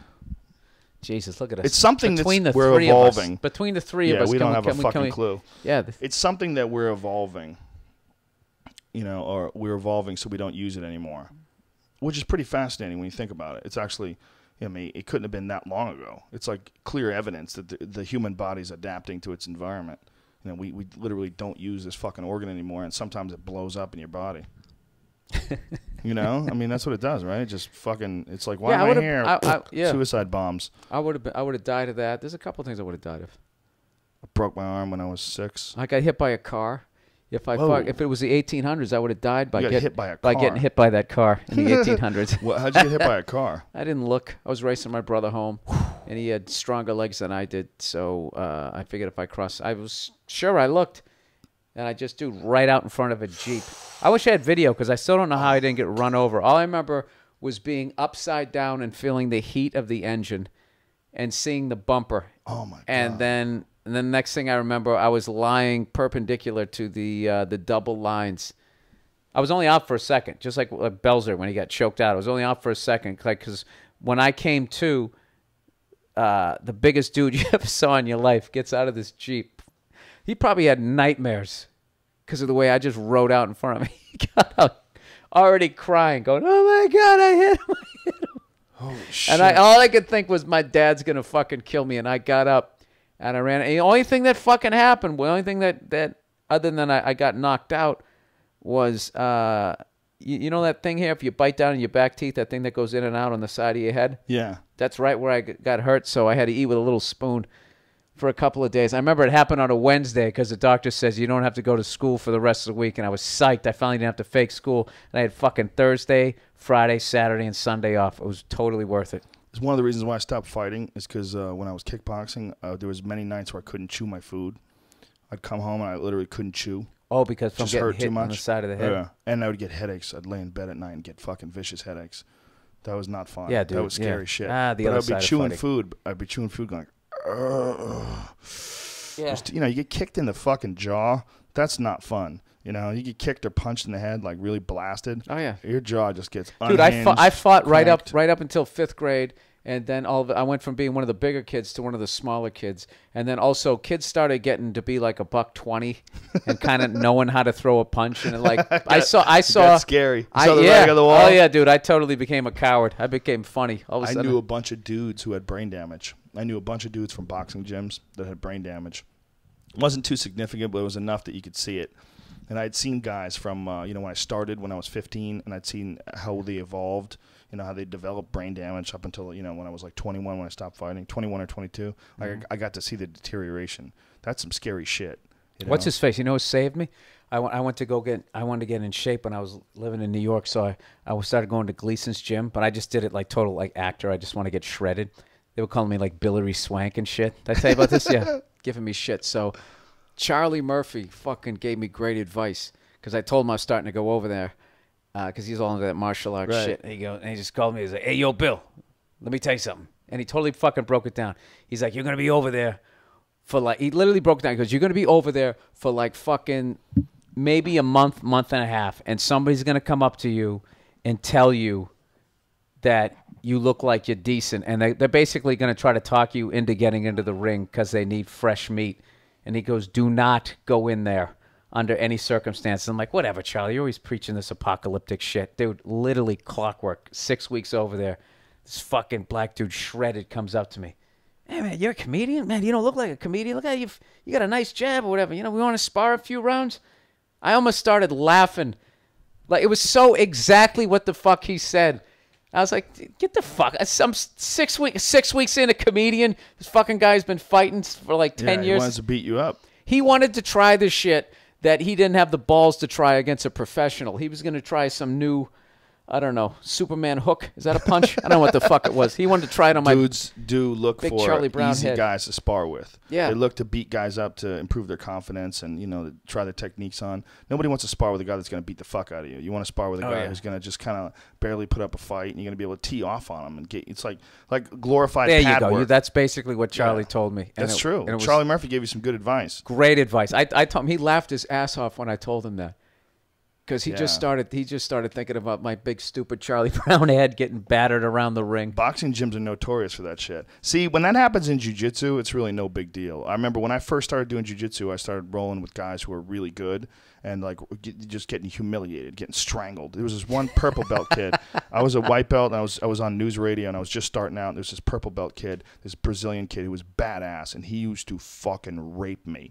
Every day, I would be terrified to have to fucking roll with this kid because he was really good, and I was terrible. And every time I'd roll with him, this motherfucker would mount me and choke me and armbar me. He would tap me 3-4 times, and I was exhausted. Just over and over and over again, he would tap me. Now, but it didn't hurt me. You know what I'm saying? But what was the level of frustration, very frustrating coming from being a national champion in very Taekwondo? Frustrating. Well, it was eye-opening. Well, one of the reasons why I stopped doing Taekwondo is because Taekwondo, you don't punch to the head in the tournaments. And I started kickboxing. I started working with there was a guy named Joe Lake who was a boxing coach in Boston, and he was training at the same gym that I was at, and he was offering me to teach me boxing if I would teach him how to kick. And so we sort of made this little deal, and we worked back and forth with each other. And I started boxing, and as I started boxing, I realized how bad my hands were. from Taekwondo. And then I'm like, I've wasted all my time doing this Taekwondo shit. But then when I go box with guys and kickbox, I'm fucking terrible with my hands. So I started getting really good with my hands and working on it. So I'd already been enlightened to the fact that my original path was not the best path in the world. And one of the reasons why I stopped fighting in Taekwondo tournaments because I realized how silly it was, how easy it was for people to punch me in the face, and how many techniques didn't work once you added punching. Then when the Ultimate Fighting Championship came along, I realized, like, oh, well, look what this fucking guy does. He just, Hoist Gracie, just takes guys down and strangles them. What the fuck would I do if that guy got me? I don't know shit. So I started doing jiu-jitsu, and I was just a rank beginner. I'd wrestled 1 year in high school, so I knew how to throw bodies around a little bit, but I didn't know how to defend myself against anybody who was any good. And this kid just mangled me over and over. But he never really hurt me. If this was kickboxing and he did that to me, he would have given me brain damage, broke my face, knocked me out. But this guy just choked me and I just tapped, and he armbarred me and I tapped. But he's not really hurting you. Every time he's doing this to you, you just tap. It's just emotionally humiliation. Devastating. Just to know, you don't realize until you roll with a guy who's good, how a guy who's like that, high-level purple belt, is a strong guy, can just do whatever the fuck he wants to you. Like, literally, you have no defense. There's almost nothing you do. If you don't punch him and knock him unconscious as he's grabbing a hold of you, once he grabs you, you're a victim. You're just a victim. It's almost like if you get grabbed by like a bear, like a wild animal. It's just the second they grab your button down, you're finished. Way worse for the bear. You're finished. You imagine what it must feel like? There's a photo that a guy took. He died. He was killed by this bear, but he got one last photograph of the female charging him because he was a wildlife photographer. It's a very famous photo, and he was in the woods, and as he's walking through the woods, he stumbled upon bear cubs. And as he stumbled upon bear, it was just too late. The female just runs at him, a grizzly, and he got a photo of her fucking lips curled, teeth bared, roaring, and looking at him with dead eyes. And that was his last photo that he ever took. It's a fucking intense photo. If you find it online, anybody who finds it online, Twitter that shit to me because I lost it. I had it online. I was showing it to somebody, and then I cannot find it anymore. I don't know if it was pulled or what. Jesus. When I was in Colorado, my dog got eaten by a mountain lion. Oh, yeah. So. I know. I've been keeping up on you. Just so you know, we're at the 2 hour and 20 minutes. I know where we are. We should probably end this. Nobody wants to listen to a 2 hour and 20-minute podcast. By the way, you have a podcast we should talk about. First of all, Monday. Bill Burr does not have fucking Twitter, so we got him a goddamn Twitter account. Bill, you gotta have to use this. I'm not gonna use that shit. It helps you promote It's gigs. the best thing for a comic to use right now. It's so easy to promote gigs. I would have known that you had a podcast if I heard. Sorry, Twitter. How about don't this? you know that that's by design? My podcast, I don't hype it. I don't hype it. My podcast I do it for fun, and I'm way dirtier. I'm way dirty. Yeah, but people don't know. But you fucking know me. You know me. You didn't even know I had one. I knew you had one. I didn't know you had one. I remember it from your MySpace page. You think that you knew that I had one, but you didn't. I remember you used to do it with a phone. You used to do it with a phone. I do, yeah, but I just don't. I don't give a fuck. How do you do it now? Just do you sit down with a microphone now and just rant? How do you do it now? Yeah, I have it's the same thing. Yeah, people send me questions, and then I just go off on shit. So now you don't do it on a phone. You don't do that anymore. No, I haven't done it on a phone now for about a year. Oh, one of those voicemail things. Year and a half. Oh yeah, when I used to call up GCast, but GCast. that was a lot of fun though because I too. could be in airports making fun of fucking the creeps at Cinnabon, right, and all that, and people really like that. So how come you don't have a fucking Twitter account? I just got on Facebook. But Facebook's good, but Twitter's great for promoting gigs. Dude, like I got a gig at the Punchline in Atlanta this Sunday. Donkin, okay, there's nothing wrong with that. I got a gig at the Punchline in Atlanta this Sunday. I just booked it because I'm going to be in Atlanta on Monday, and I had to fly in Sunday afternoon. So I said, why don't I just do a fucking show there? So I just started promoting it. I started promoting it on fucking Twitter. I just threw it up on Twitter. Let people know. So then people start retweeting it and letting people know. It's almost fucking sold out. That's all you have to do. Yeah, but you're also Joe Rogan. Yeah, but I mean, you're it helps. on television. But people know who you are. It helps. You're Bill Burr, you're a celebrity too. When I told people that you were coming on the podcast, people got all fucking excited and fired up on Twitter. 7 of them? No, a bunch of them on Twitter. I'll show you some. You know something. Are you against filling seats? Bill Burr, I'm against this fuzzy math. Look, I'll show you. There's a lot of people in here that were talking about Bill Burr. There's a lot of people. Look at that. Scrolling. I can't find Bill Burr on Twitter. Right there. Bam. It's Bill Burr on Twitter. People are trying to find you and there you go. On Twitter. And that's what you do. You leave them wanting more, Joe. Look, you know how much fucking... It's a pain in the ass to do all that shit. It's so easy. Do you have an iPhone? What do you have, a BlackBerry? I fucking Twitter every week on my fucking podcast for an hour. And you could listen that's to not it. Twitter. It's on iTunes. It's not the same thing. Twitter is like a text message that you send to all your fans. So like I've got 130-something thousand people on my Twitter. Quit showing off. We already know you're a fucking black I'm a belt. baller, son. You know? 131,785. So that is 131,000 people that I can get in contact with pretty much instantly. I mean, if they pay attention to their Twitter. You know, all you have to do is you Twitter, hey, I'm going to be in fucking Newport Beach. Bam. And then you can get people to come to your shows. It's so much easier. It's so much easier than going on a radio show and getting up in the morning. You know, you could fucking get things done you know with what I this am? Twitter. I always like the old school way of doing shit. I always think it's better.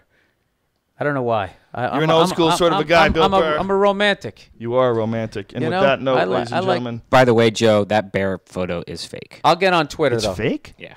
Which one is fake? The one with the dead body? Oh, I don't know. You're talking about... Oh, no. That's a different one? Yeah, Okay. that is fake. I will. The other one is I will in start the woods. tweeting. It's a black and white photo. That's what it was. That tweeting. That just sounded gay. Tweet. Yeah, Sounds but gay. Say it, Joe. But is it your just say, yeah, I tweeted about that yesterday. I tweeted about that yesterday. See how you looked away? You couldn't look at me. You couldn't look at me. Bill, where are you going to be at this weekend? Where can people see you? I'm going to be at the Improv down on Melrose, Hollywood Improv, and next weekend I'm going to be at the Orleans with Tom Papa, co-headlining with Tom Papa. Last gig George Carlin ever did was at the Orleans Casino. Wow, in Vegas, huh? Yep, that's a Vegas. good place. So I'm going to be there. I've been there for fights. BillBurr.com. BURR, BillBurr.com, and I have what the fuck is? I don't even know what it is. I have a podcast. If you click on the podcast link, BillBurr.com/podcast, and you can find it on iTunes. It's called the Monday Morning Podcast. Yeah, the Monday. We got him a fucking Twitter account. Okay, we're gonna force him into getting Twitter. We're gonna set it up here.